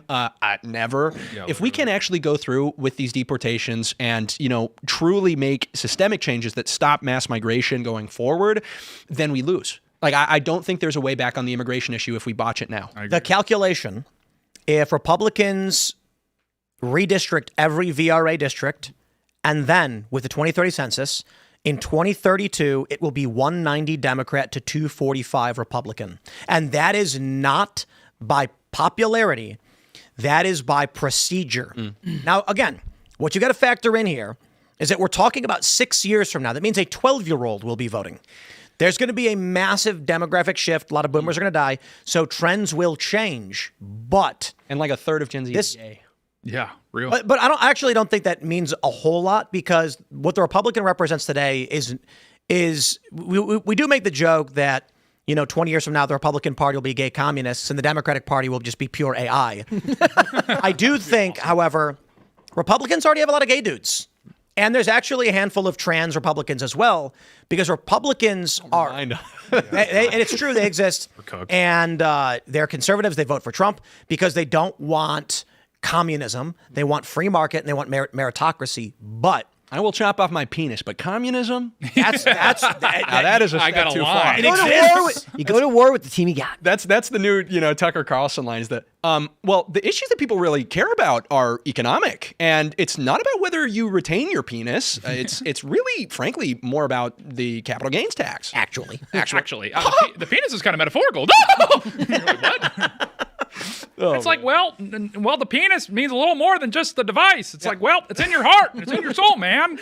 unironically real. This is, the LDS perspective. Gender is, it's premortal. You have always been a man or a woman. We are maximalists on this position. Oh, by the way, like when people always do this hypothetical with me, they're like, but just imagine you're a Honduran migrant. I'm like, I can't. I only exist in the context of American. Like, I'm being unironic. It's like, I can't actually do that because I would be a different person, fundamentally. I could imagine being Superman or Spider-Man, but not a Honduran migrant. I mean, that's just weird. That's true. Yeah. Real. When I watched the movie, I'm like, I relate a lot more with Spider-Man than with the kid he's helping. No, well, to be so honest, real. I think this is actually true.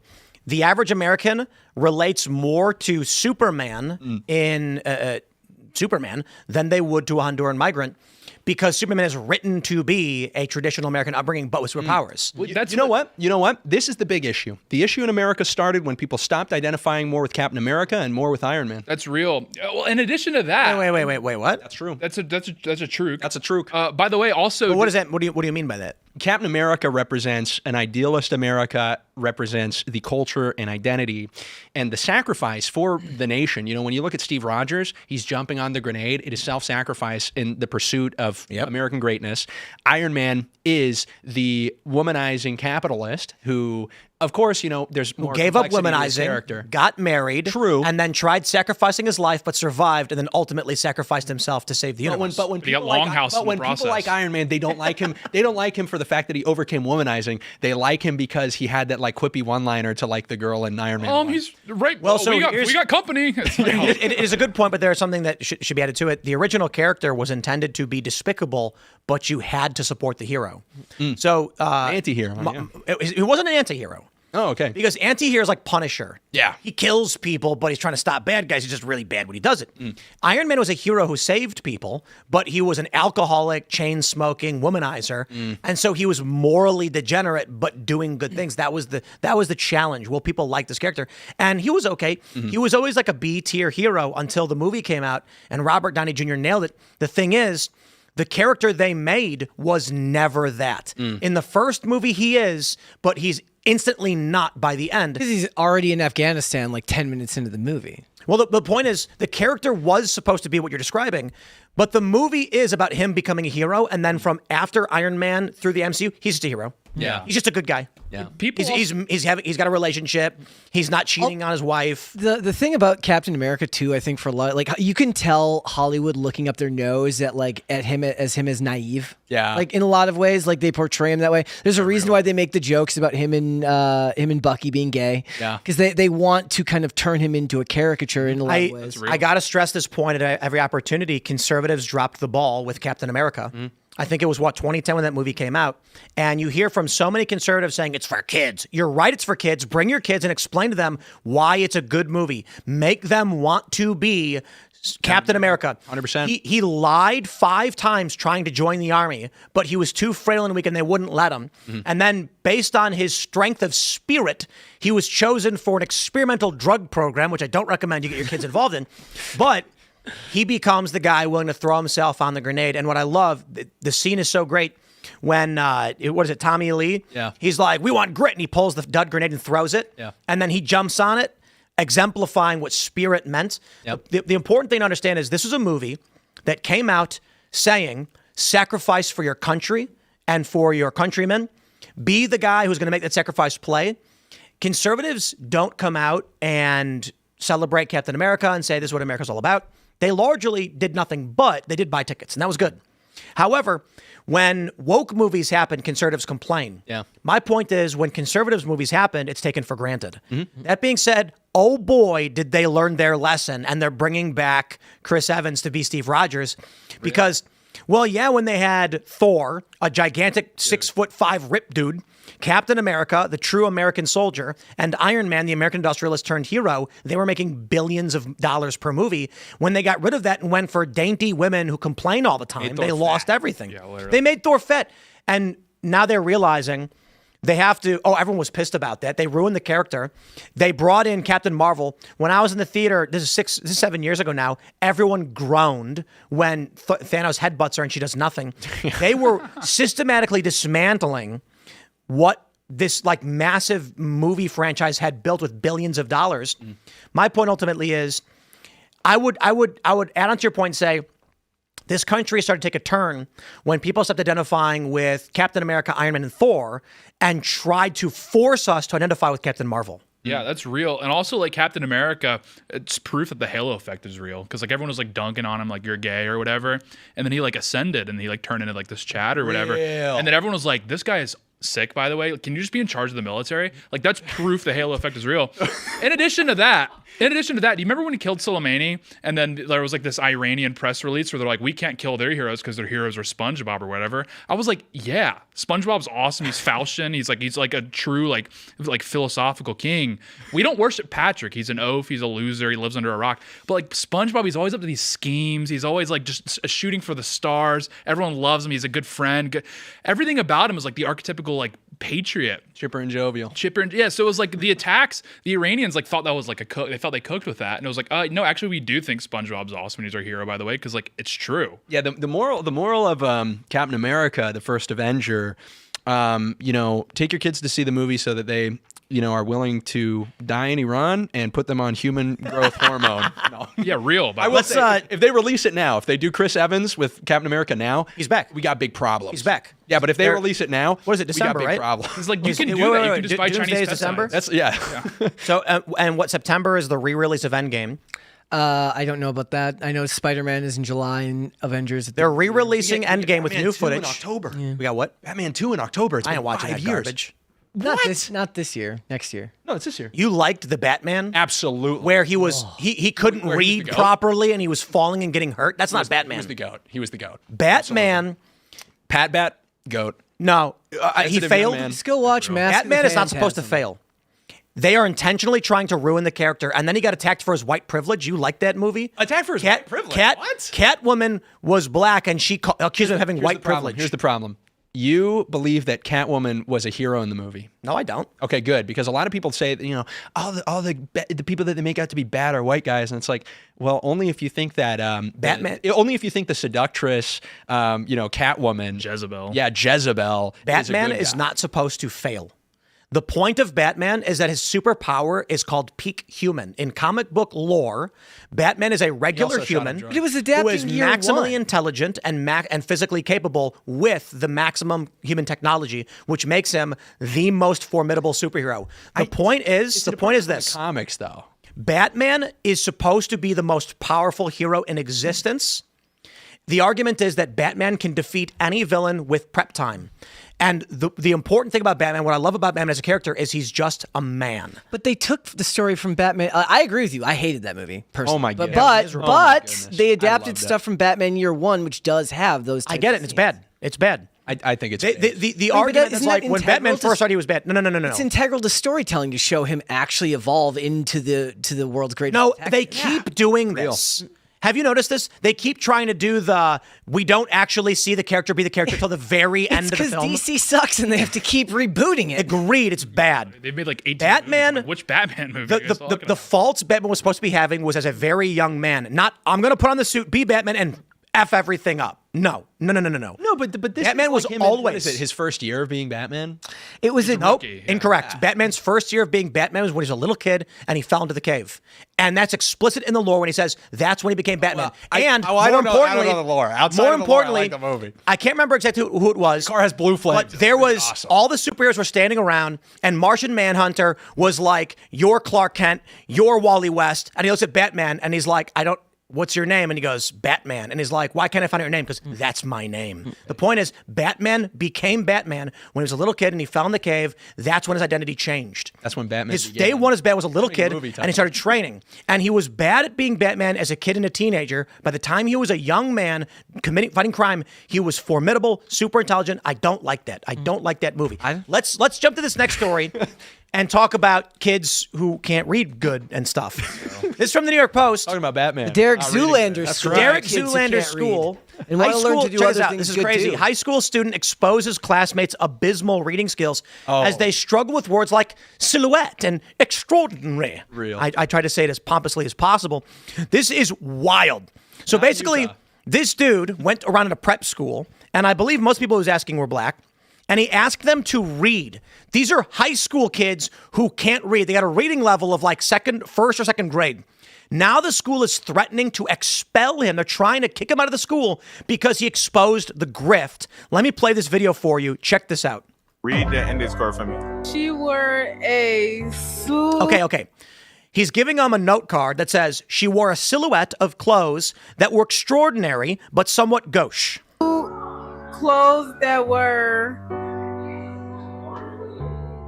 Who's this for? Extraordinary but somewhat Gertrude? Now explain what that means. Let's go. I don't know. She wore a sahalat of clothes that were extraordinary, whatever, bro, but somewhat gooch. What does that mean? She wore a lot. Wait, she wore. Bro, I don't know, bro. Can you take the card back, please? She wore a. Oh, baby. She wore a silhouette of clothes that were. Bitch, I don't know that word. I don't even know how to read. I don't know why I did. She wore To be a fair. silhouette of clothes that were extraordinary but somewhat gauche. All right, now what does that mean? That wasn't bad. I have no idea. And to be fair, like Somebody used gauche in a sentence. I mean, I'm I probably wouldn't know making that. fun of them Yeah, anyway. no, well, yeah, Well, I haven't heard that word maybe ever. Maybe that's I thought it was like read gosh, probably like 1 million words a day, so I'm constantly reading these words. My context on gauche would be like tacky, but I looked up the definition and it's somewhat different. So I'll give it to somebody if they say gauche or gauche. Like this dude did fine. He read the words, and the fact that he doesn't know, like, it's a ridiculous sentence. She wore a silhouette of clothes that were extraordinary but somewhat gauche. What is it actually describing to any rational, normal person? It's utter nonsense. Sound effects here are also for maximum effect for all Yeah. of this stuff. Like, You can't wear a silhouette. Oh my gosh. like this could be me on PCC at any given time if I'm I don't reading. know what this shit say. Read it. I don't know what this shit say. I don't know what this shit say. I can't read it. Can't read it. Dude, he couldn't get the machine. Dude, no. I got to be honest though, like, it takes the most pretentious mind possible to say a silhouette of clothes that were extraordinary but quite gauche. What I think is funny too is the difference. Perhaps the difference here is underlined in the fact that your response was to say, "This sentence doesn't make any sense. Why would somebody say this sentence?"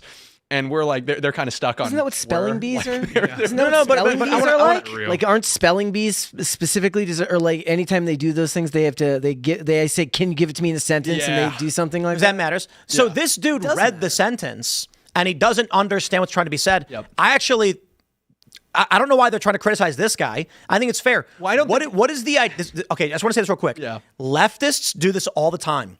How about you said she wore nice clothes that were somewhat tacky? How about you just say it in a way that regular people can understand what you're saying instead of trying to sound like a pompous dick? And so for this kid to read it, and he did read it, and then go, I don't know what that means. We stand with you. I stand with you, brother. I think it's a pretentious statement. And she wore a silhouette of clothes is a meaningless way of framing she wore nice clothes. Yeah. That being said, they should be able to pronounce silhouette. And No. and I'm extraordinary. just saying this one guy. The rest of them are war. dumb as a box of rocks, and that hurts my feelings because I like rocks. Because it used to be my pet issue used to be the fact that no kids can write in cursive anymore. Because I was like, that has a lot of implications. For one, no one can read the founding documents. Real? Yeah. So like when you go to I was like overhearing that people. was a Blair White conspiracy, right? It might have been, but I was at the National Archives recently, and I was like listening to these they're like public school students on a school trip, and they were like, I can't make out any of these words and anything. I'm like, that's really sad. I mean, my mom like drilled in cursive so that I could read my grandmother's handwriting, and so that's always been my pet issue. Now I just want them to be able to read, read print. But dude, these kids live on TikTok and their brains are jello. So what do you think is going to happen in 20 years when boomers are going to have the equivalent IQs of like 700 because IQ is based on an average? So they're going to go to the younger generation and they're going to be like, please put the shape in the corresponding hole. And they're going to go, I don't know what cora mean. And they're going to be like, put the shape in the hole where it fits.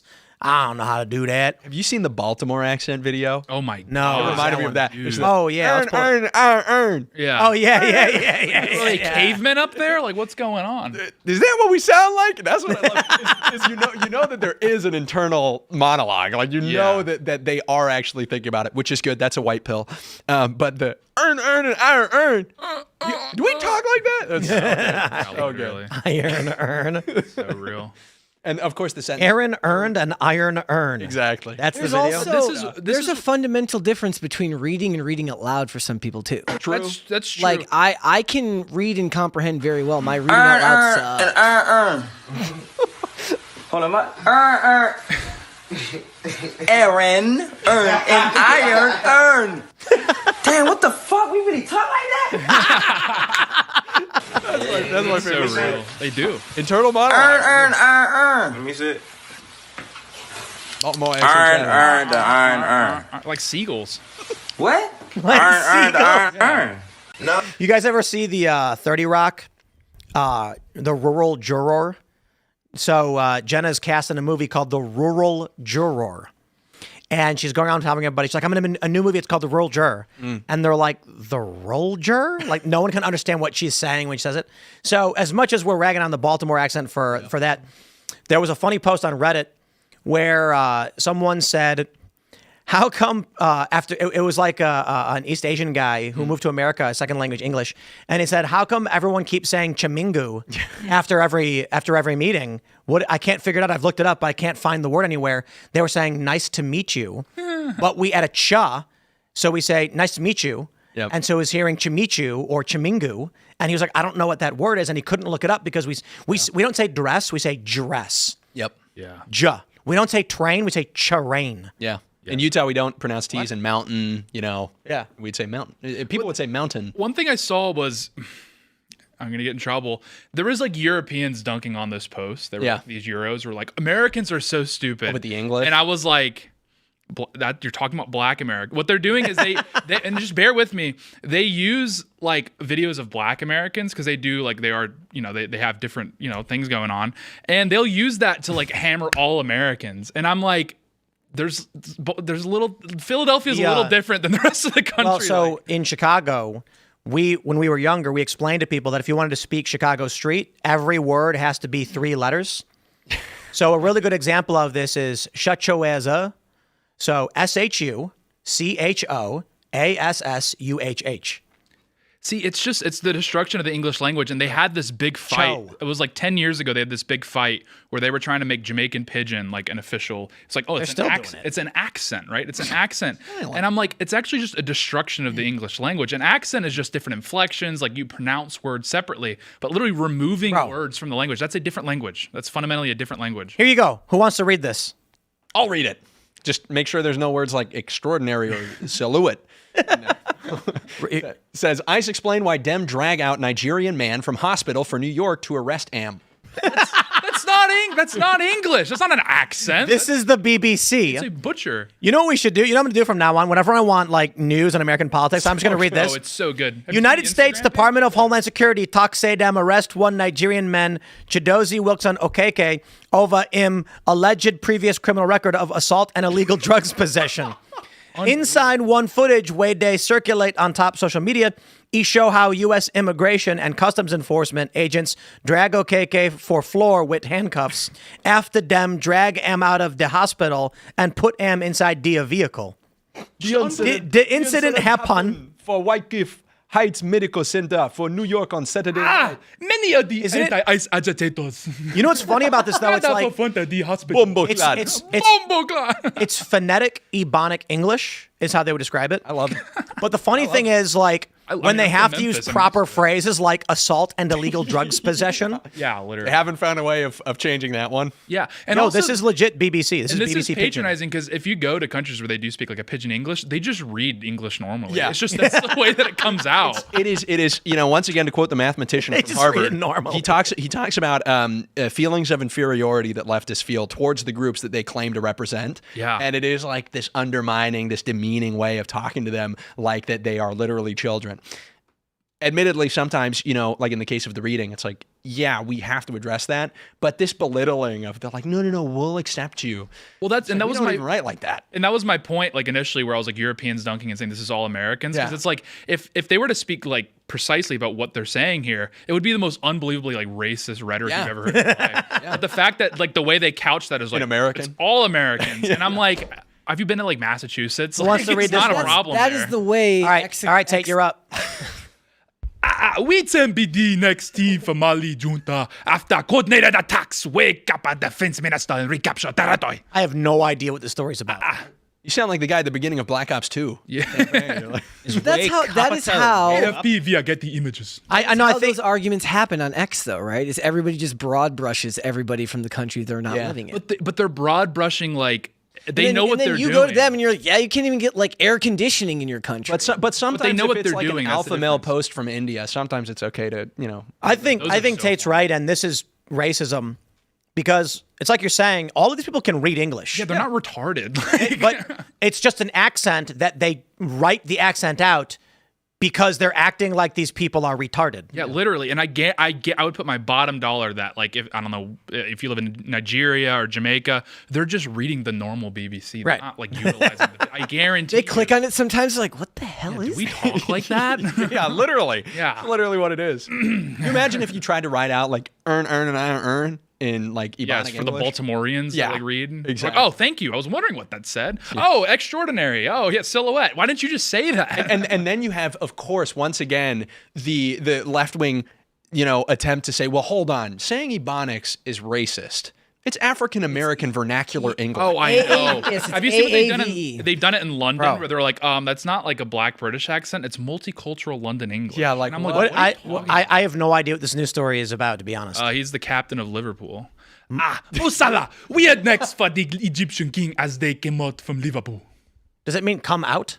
What's next for? Okay, I'll translate. that what Comat means? Mohamed Salah, the captain of Liverpool, he's leaving the club, so they're speculating what transfer could he make? What club? you're in will the he go know to? But I'm saying, does Comat mean come out? Article, actually, is what Comat. he knows. Yeah, he's Come out? He's coming Or is it out Comet? from Liverpool, as in he's leaving the club. Yeah. I can't believe this website exists, bro.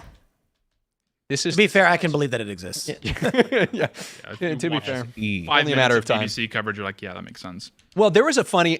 I don't know if you'd be able to find it. There was a funny skit on an English show where like there's a police officer dispatched to a rural area, and you've got like this rural farmer who says something like with this very thick accent. And he's like, "What did he say?"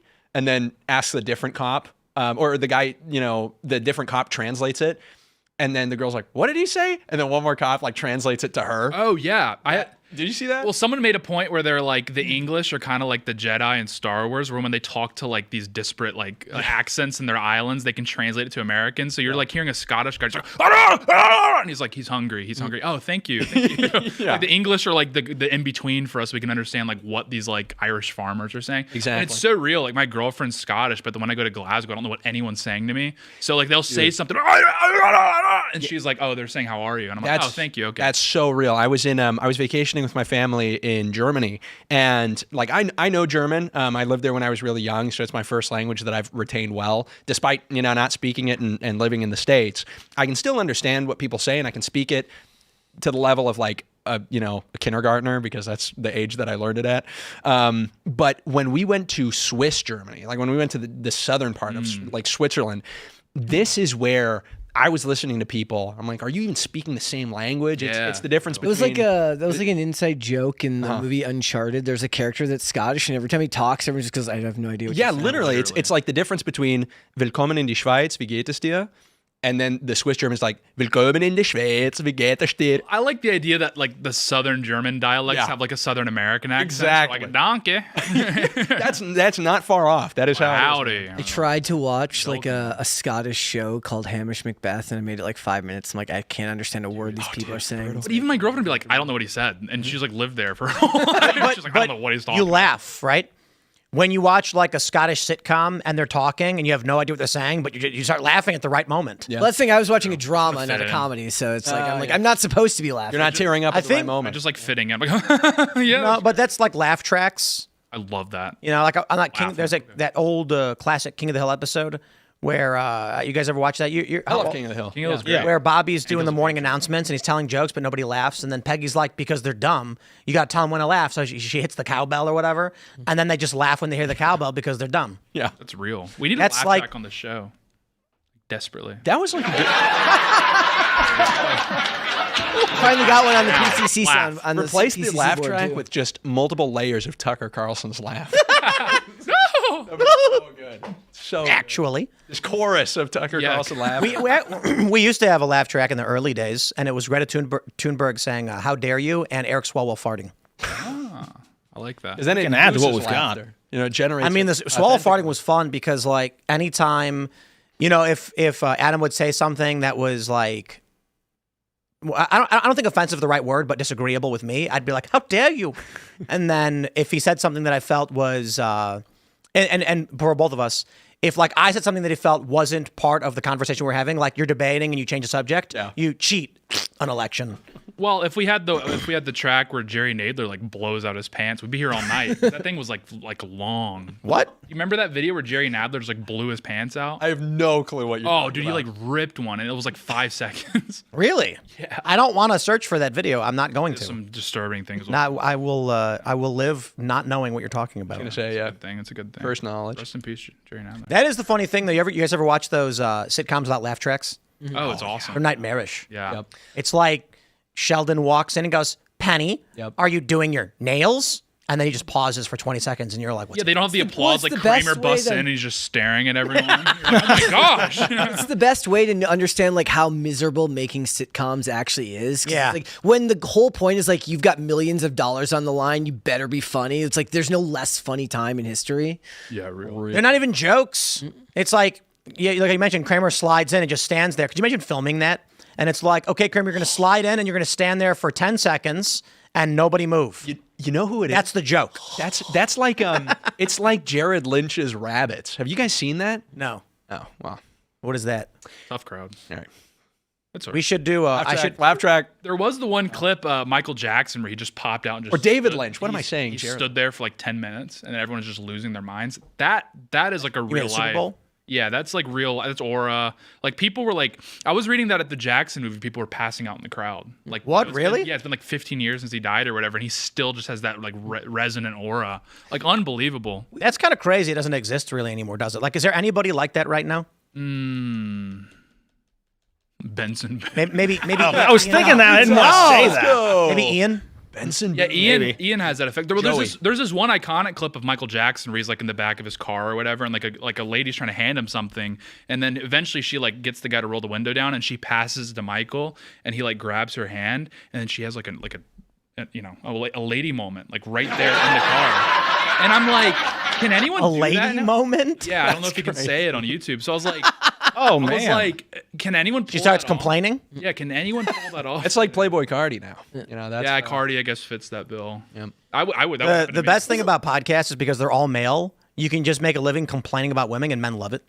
Yeah, it's real. What's up? Like Pearl figured it out. No, women love it Their too. long I love hair. women, actually. Women like watching. I'll be the No one loves no. women more than me, actually. Women want to watch podcasts about women hooking up with guys or marrying strangers. Dude, that's actually so crazy is, right-wing politicians get canceled for like appearing on, political podcasts. And then you have like presidential candidates who like go on podcasts to talk about like their sexual proclivities. Oh yeah, she's really like, yeah, I like roofied that guy and then killed him. And they're like, that's so relatable. Top female Who hasn't podcasts. been there? Yeah, Alex that's so Cooper. real. Top female podcasts, all of them tend to be not all. Well, I shouldn't say all of them, but 80% are women talking about like blowing dudes. And true Top crime. male podcasts are talking about society and issues and politics. I think getting true like a crime little- is higher. Yeah, though, true than crime's true really crime high. and No, but then true crime reality. isn't a woman's podcast.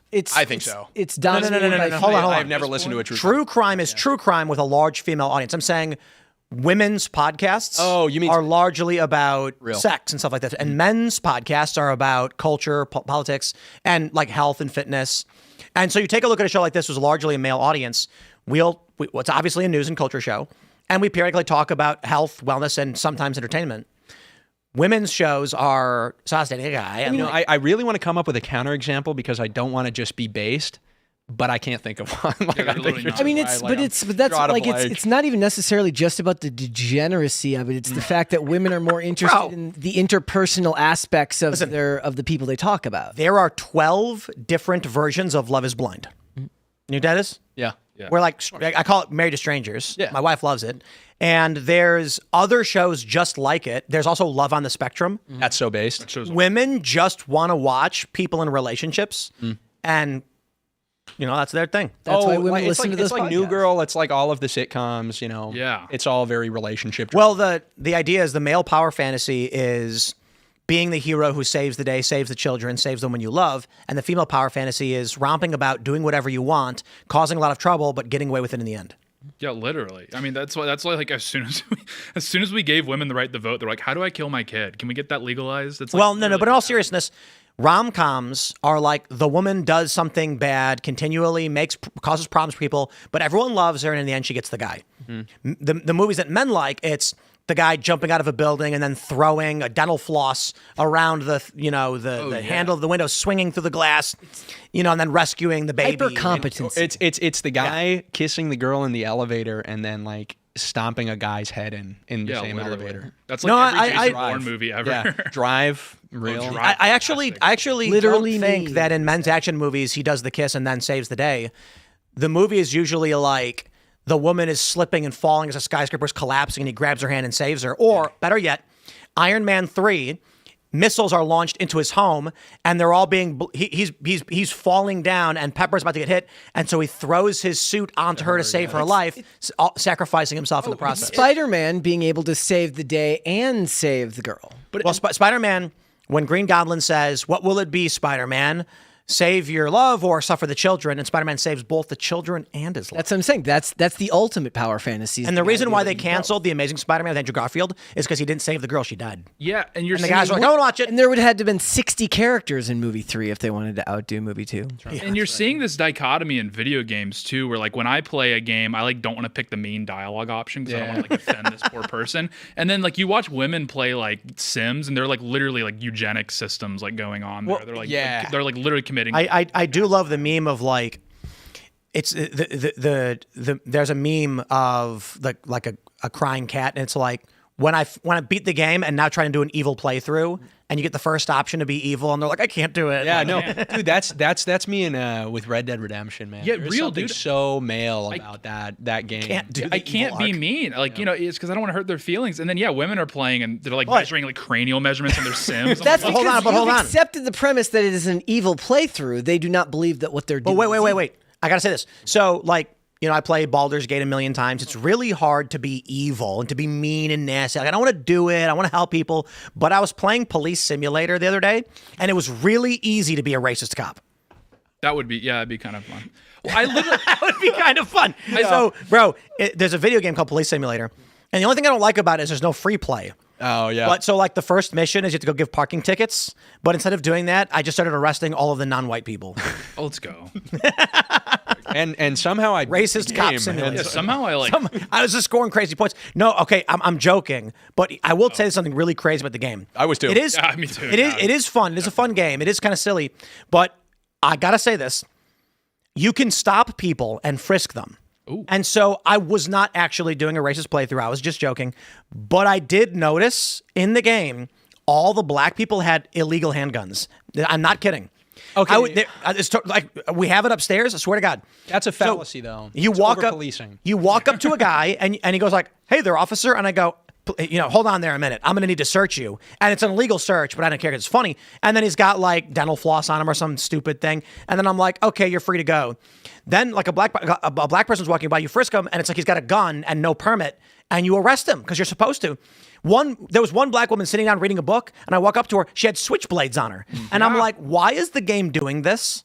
Some games encourage that. Like when I play City Skylines, I have to like build the hood, and it feels wrong. But I'm like, these people, maybe they deserve it. I don't know. Have you ever seen the video? Was there a plant gun option? So if they didn't have one, you could just plant it. No, but you can falsely accuse people of crime. So there was one like woman walking down the street, and I walk up to her, and I was like, "You're under arrest for attempted murder." And she's like, "What? I didn't do anything." And then I was like, "Now you're under." Then I started adding charges to it. Yeah, I added resistance.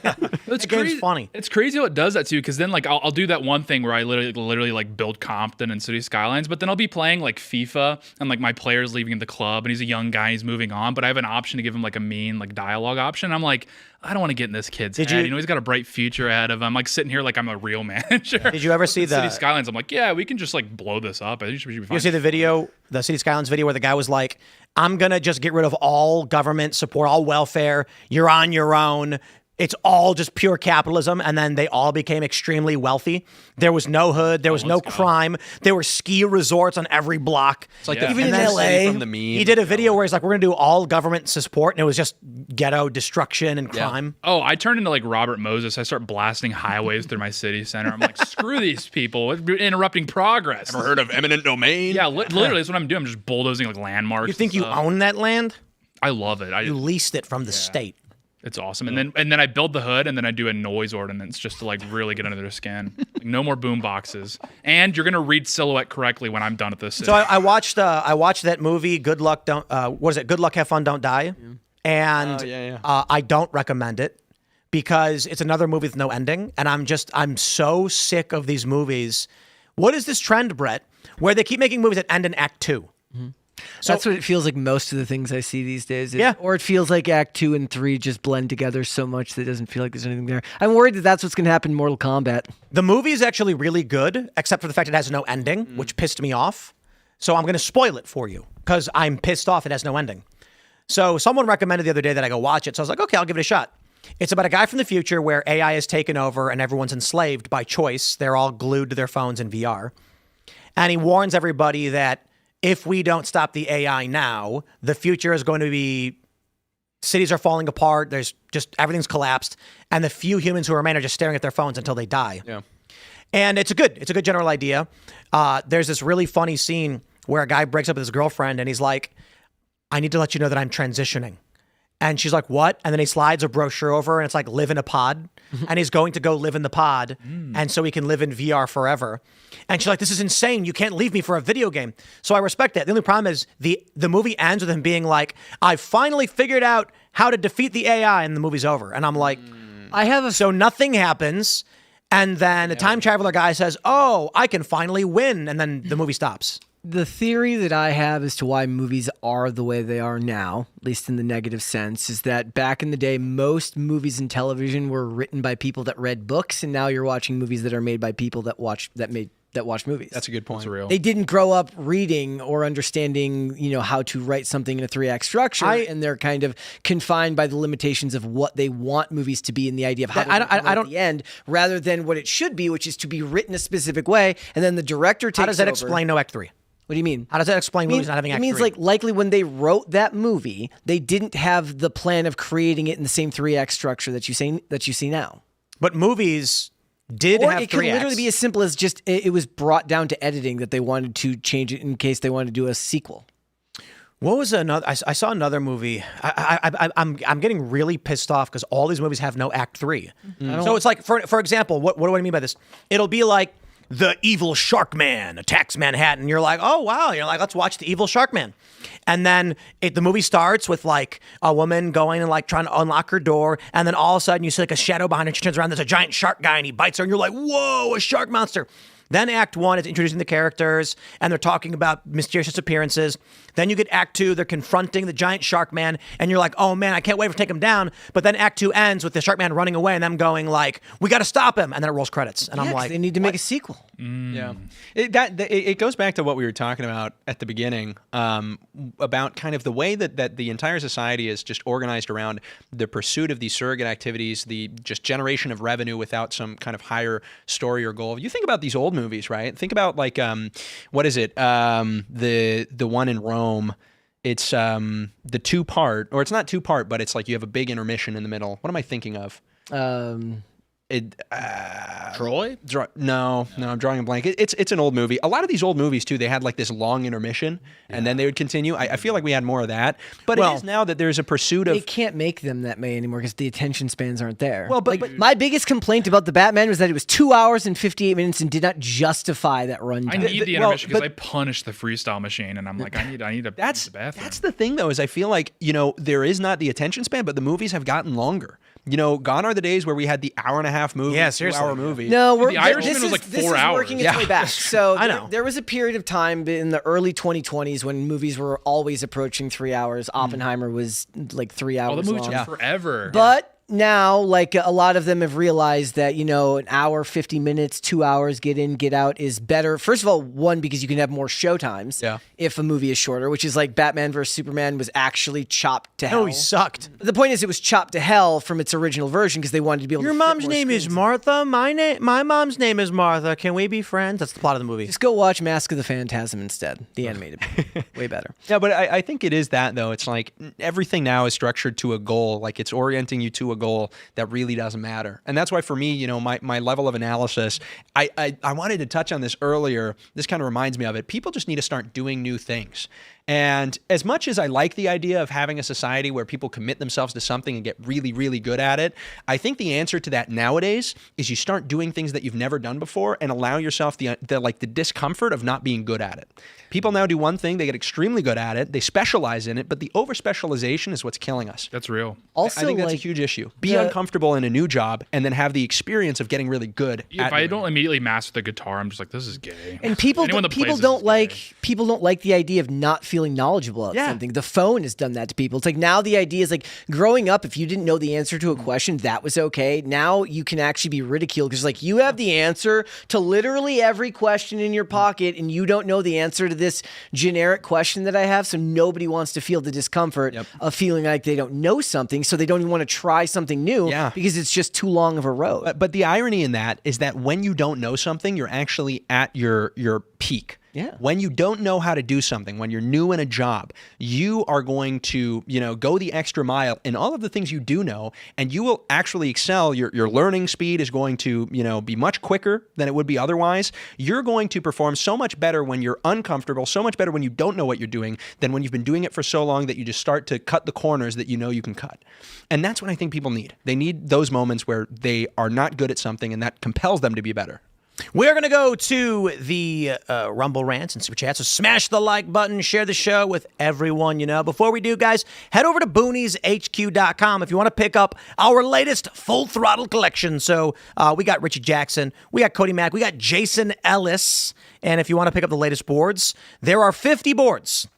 5 of them will come limited edition, holographic, serialized. Get them now. We do these every couple of months. We'll launch a limited edition run for Booney skateboards. And again, there's 50 of each. 5 of them will have serialized limited edition. The last series was the weapons collection. This one's cars. And they usually sell out in like 3 or 4 days. So I don't know if they do or they don't. These ones are cars. Figure out which one you like if you want to grab one and pick them up. And get them while you can because they go quick. Is that a taxi cab? That is indeed a taxi for Richie Jackson because he does not drive. You guys remember Taxi Driver, the arcade game? Of course. That is such a banger. What a fun. Oh my goodness. All right, let's grab your rants and chats. Corbett says, please have Casey Putsch on your show today or tomorrow before the Ohio primary is over. People need to know there is an alternative to Vivek. Is he going to win? Who? Is that guy going to win? Casey? Yeah. He's at like 5-6% of the polls. Yeah. I don't think Vivek's going to win. And I don't want him to win. Primary or the general? Oh, no, the primary he'll win. Yeah, I think Acton's good. I mean, I think if you look at the head-to-head polling, they're like neck to neck. I think Vivek loses. I think he loses because he went full into H-1Bs. 100%. Oh, yeah. And he crashed out. He's like, oh, you guys are mad that like I'm full on H-1Bs. I'm just going to get off Twitter. Twitter's bad for politicians. It's like, dude, we're holding you accountable. Like you're saying these ridiculous things. He's got to have like the worst political instincts ever. Did you see him? He was like at a stump or something. And there was like this just like, well-to-do evangelical guy. And he was like, so what's your like religion thing again? And he starts explaining to him like, yeah, Jesus Christ is like a way to heaven. But I'm like, do you know what state you're running in? Like, what are you doing? He's like, someone made a good point. They're like, if you're in a theological debate with your constituents, you're probably going to lose. Yeah, like, real. Yeah, I'm like, this guy has zero instincts. No. He's Hindu, right? Yeah. Yep. Yeah. So when he says, under God, I think there's like, bro, which one? and so, well, and I got to be careful because people are going to throw that back at me. But we believe in one God. Jay Bird Hearn says UAE pulling out of OPEC will make a big difference in prices. It's going to be interesting. Yeah, it absolutely will. Especially if the war wraps up. I mean, gas will be probably cheaper than it was before the war. Shade Pieces hot take: with these useless roles, UBI already exists. We just have these people pretend to work. Dems want to cut out the pretend to work to save resources. I don't disagree completely. I disagree on the Democrat thing, but I actually made that argument when the UBI thing, I made a video about this last week or 2 weeks ago. Elon Musk said we need high income UBI because of AI. I said we already have it. The fact that we have jobs that are meaningless is just, it proves we're technically already in this system. Yeah. Now, that being said, companies still have to justify their existence and make money somehow. And those people still have to go, and like those women have like advanced degrees, and they had to go pay a whole ton of money so that they could take that useless job. And it's just a facet of the fact that they have so many checks and balances at these companies that there's no way to run them. This is a problem because AI will be diseased by the human feedback loop. These women who work these fake jobs think they're working. They're not working. Yeah. And I don't want to single out these women because the guys there are not working either. Yeah. And they complain about this. That mentality will feedback loop into AI, and AI will adopt this system, and then we will cease to exist. We'll destroy ourselves. The guy, when I was listening to this guy, like fascinated, talking about his corporate job, he was talking, he was like, yeah, like I run in like a full Microsoft system. Sometimes in a meeting with like 3 or 4 people, somebody says something, I don't even know what the hell they just said. I just put it into Copilot. Copilot tells me what they meant, and then I just keep on with the conversation. 2 years ago, I wouldn't have been able to do that. I would have had to stop and ask them what they meant. Yeah. And I'm just like, I would have had to be vulnerable.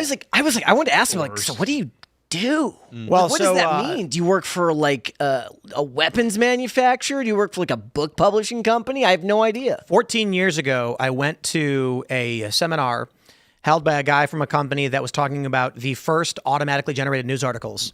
And it was hard to believe. He said, we can actually produce basic news articles automatically. For instance, weather reports and sports. Yeah. If we already know that what the weather data is, so sunny, 69 degrees, sunrise will be at 6, or sunset will be at 8 or whatever. All we have to do is add the filler words to tell you that today the weather will be 69 degrees and sunny. Sunset will be those few words. And then he said for sports, even easier. We know what the score is, so all we have to do is write the score from yesterday's game, these simple words. Today, with AI, I can literally go on any AI and say, search for every news article from every available source talking about Donald Trump's, Iran war, and then write me a concise 1,000-word breakdown. So instead of getting one direct source, you can actually get them all combined in an instant. Yep. So like these infographics that I've put out, we can auto-generate an infographic in 30 seconds, breaking down a story with key bullet points. Well, it's over. Automation is coming for the most important part of the economy, which is the clipping network. So, yeah, Indeed. Once that happens, truly, I don't know what's... Well, it already is. It's already happened. We have a YouTube channel that's just for shorts that we just launched. And we're probably getting like 10,000 views per month. It's brand new with no subscribers.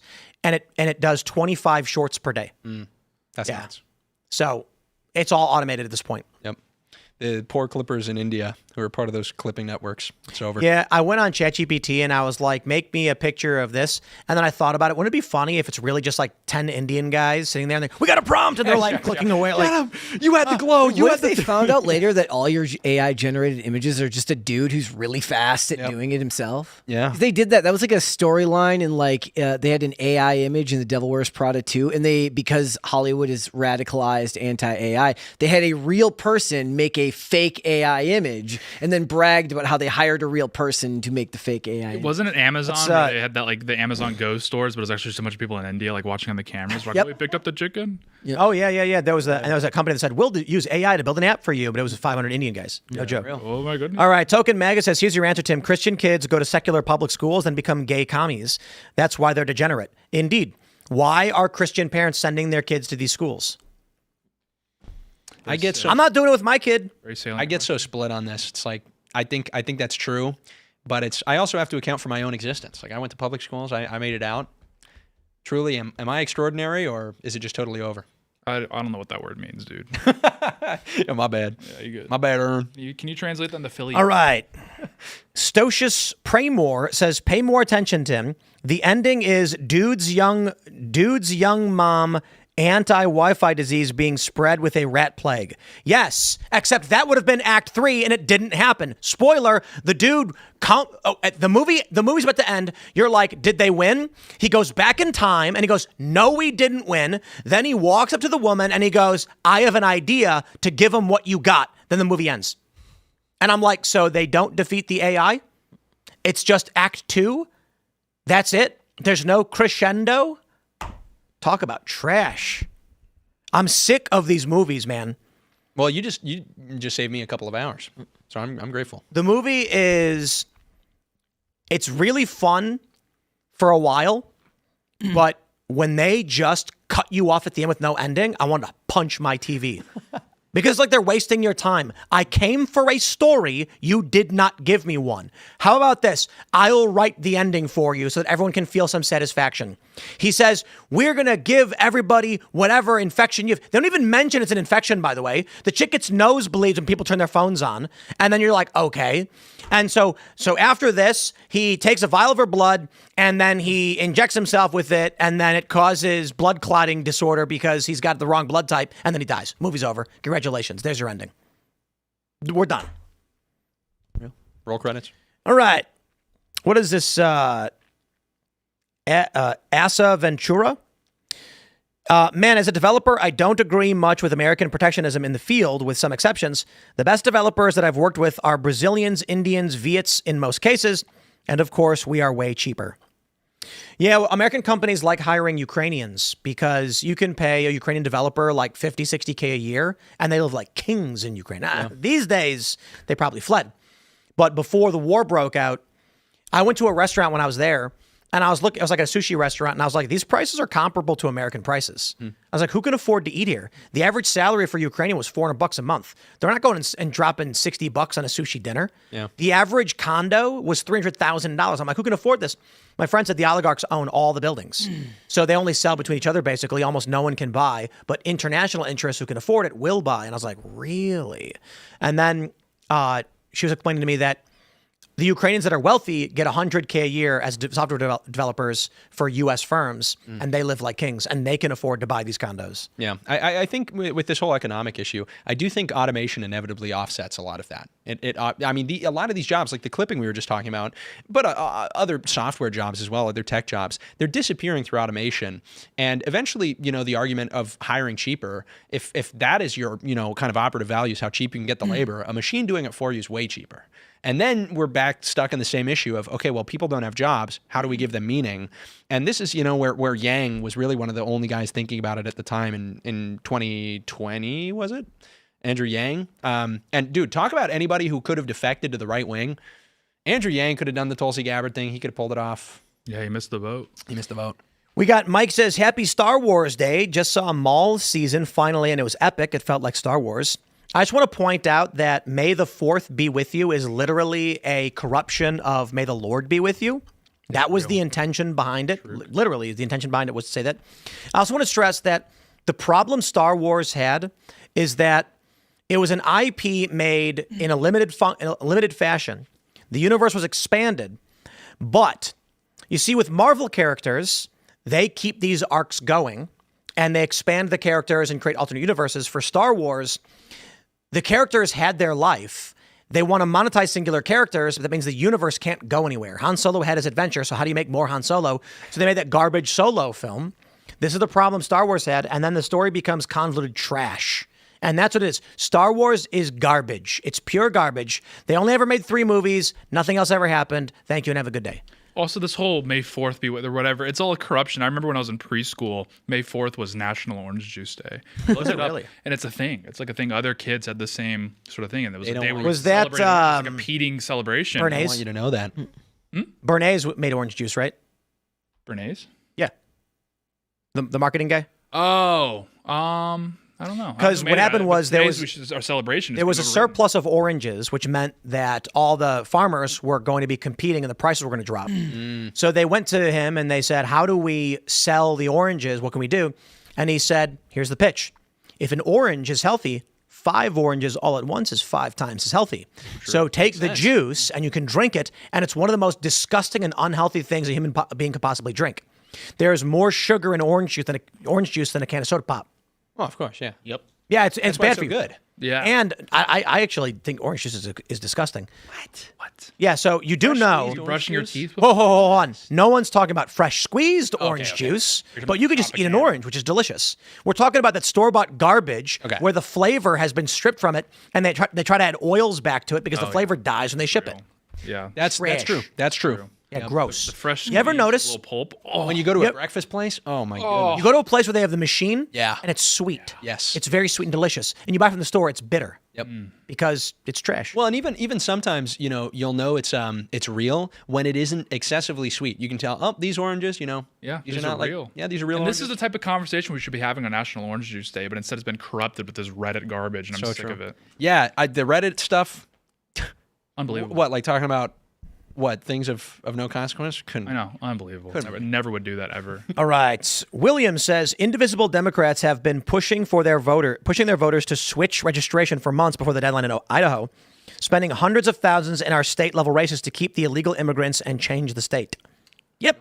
Yeah, real. Sounds about right. Happened in Utah too. Luckily, the Republican Party passed bylaws to stop former Democrats from running. With a year interim or something. All right. Porter number 3 says, speaking of skilled trades, I'm a proud professional draftsman with 40K hours experience in contract, commercial, and residential design, moving from Washington to West Virginia and looking for opportunities. If you have leads, message BuilderGuy87. Good luck, sir. Good luck, sir. I haven't any leads for you right now. Welcome to West Virginia. Absolutely. Like Virginia, but more west. $10 Stu says, every time I hear that goofy Tucker laugh, I think of Kefka from Final Fantasy VI. Very few people will understand that. Well, actually, very few people watching this. A lot of people would actually understand the Kefka joke. All right, we're going to go to the uncensored portion of the show over at rumble.com/Timcast IRL. Smash that like button. Share the show with everyone you know. Sir, would you like to shout anything out? Yeah, absolutely. I've got a very exciting thing happening right now, which is that I'm running for state party treasurer in Utah. So I'm trying to, put some Gen Z voices on our board, and of course, make sure that treasure is being treasured up, that there is transparency and obviously fiscal responsibility. And of course, you can follow me everywhere at Kai Schwemmer on YouTube, Instagram, and as well on Twitter. Guys, if you want to follow me, I am on Instagram and on X at Brett Dasovic on both of those platforms. Remember, PCC is live 5 days a week, Monday through Friday, 3 p.m. Eastern Standard Time, which is, of course, noon Pacific. Kai is going to be joining us tomorrow. Libby's going to be there as well. It's going to be a lot of fun. Libby said, I want to talk specifically about the Met Gala, so me and you will have to pretend like we know what the heck is going on with clothes. Yeah, well, Mark Zuckerberg went. Did he go? Yeah. You're going to have to tune in tomorrow and find out what happened, so we'll see you guys there. I love it. You can follow me on X and Instagram at RealTateBrown, and I'll be back tomorrow for the noon Timcast News Daily Live show. Good luck. I love treasures because I love treasure. I'm very pirate pilled recently. I love the peg leg, the eye patch, but I'm big on treasures. So, Carter, how do you feel about treasure? How about the parrots? I like the whole pirate outfit. They really had it down, man. Yeah, treasure's great. The Met Gala has some treasure. Now there's Somalis. They got replaced. Now it's all Somali pirates. Tate supports the Houthis. Truly, it was a trove. We should go to an island that is controlled by no one and just dig for artifacts we can steal and then bring back here and put on display. That's what I like, and that's so much better than these Somali pirates. Right? All right. Move to Minneapolis. We're good. We're going to the uncensored portion. We're good. Let's do Thanks it. for hanging out, guys. We'll see you at rumble.com/Timcast IRL in a second.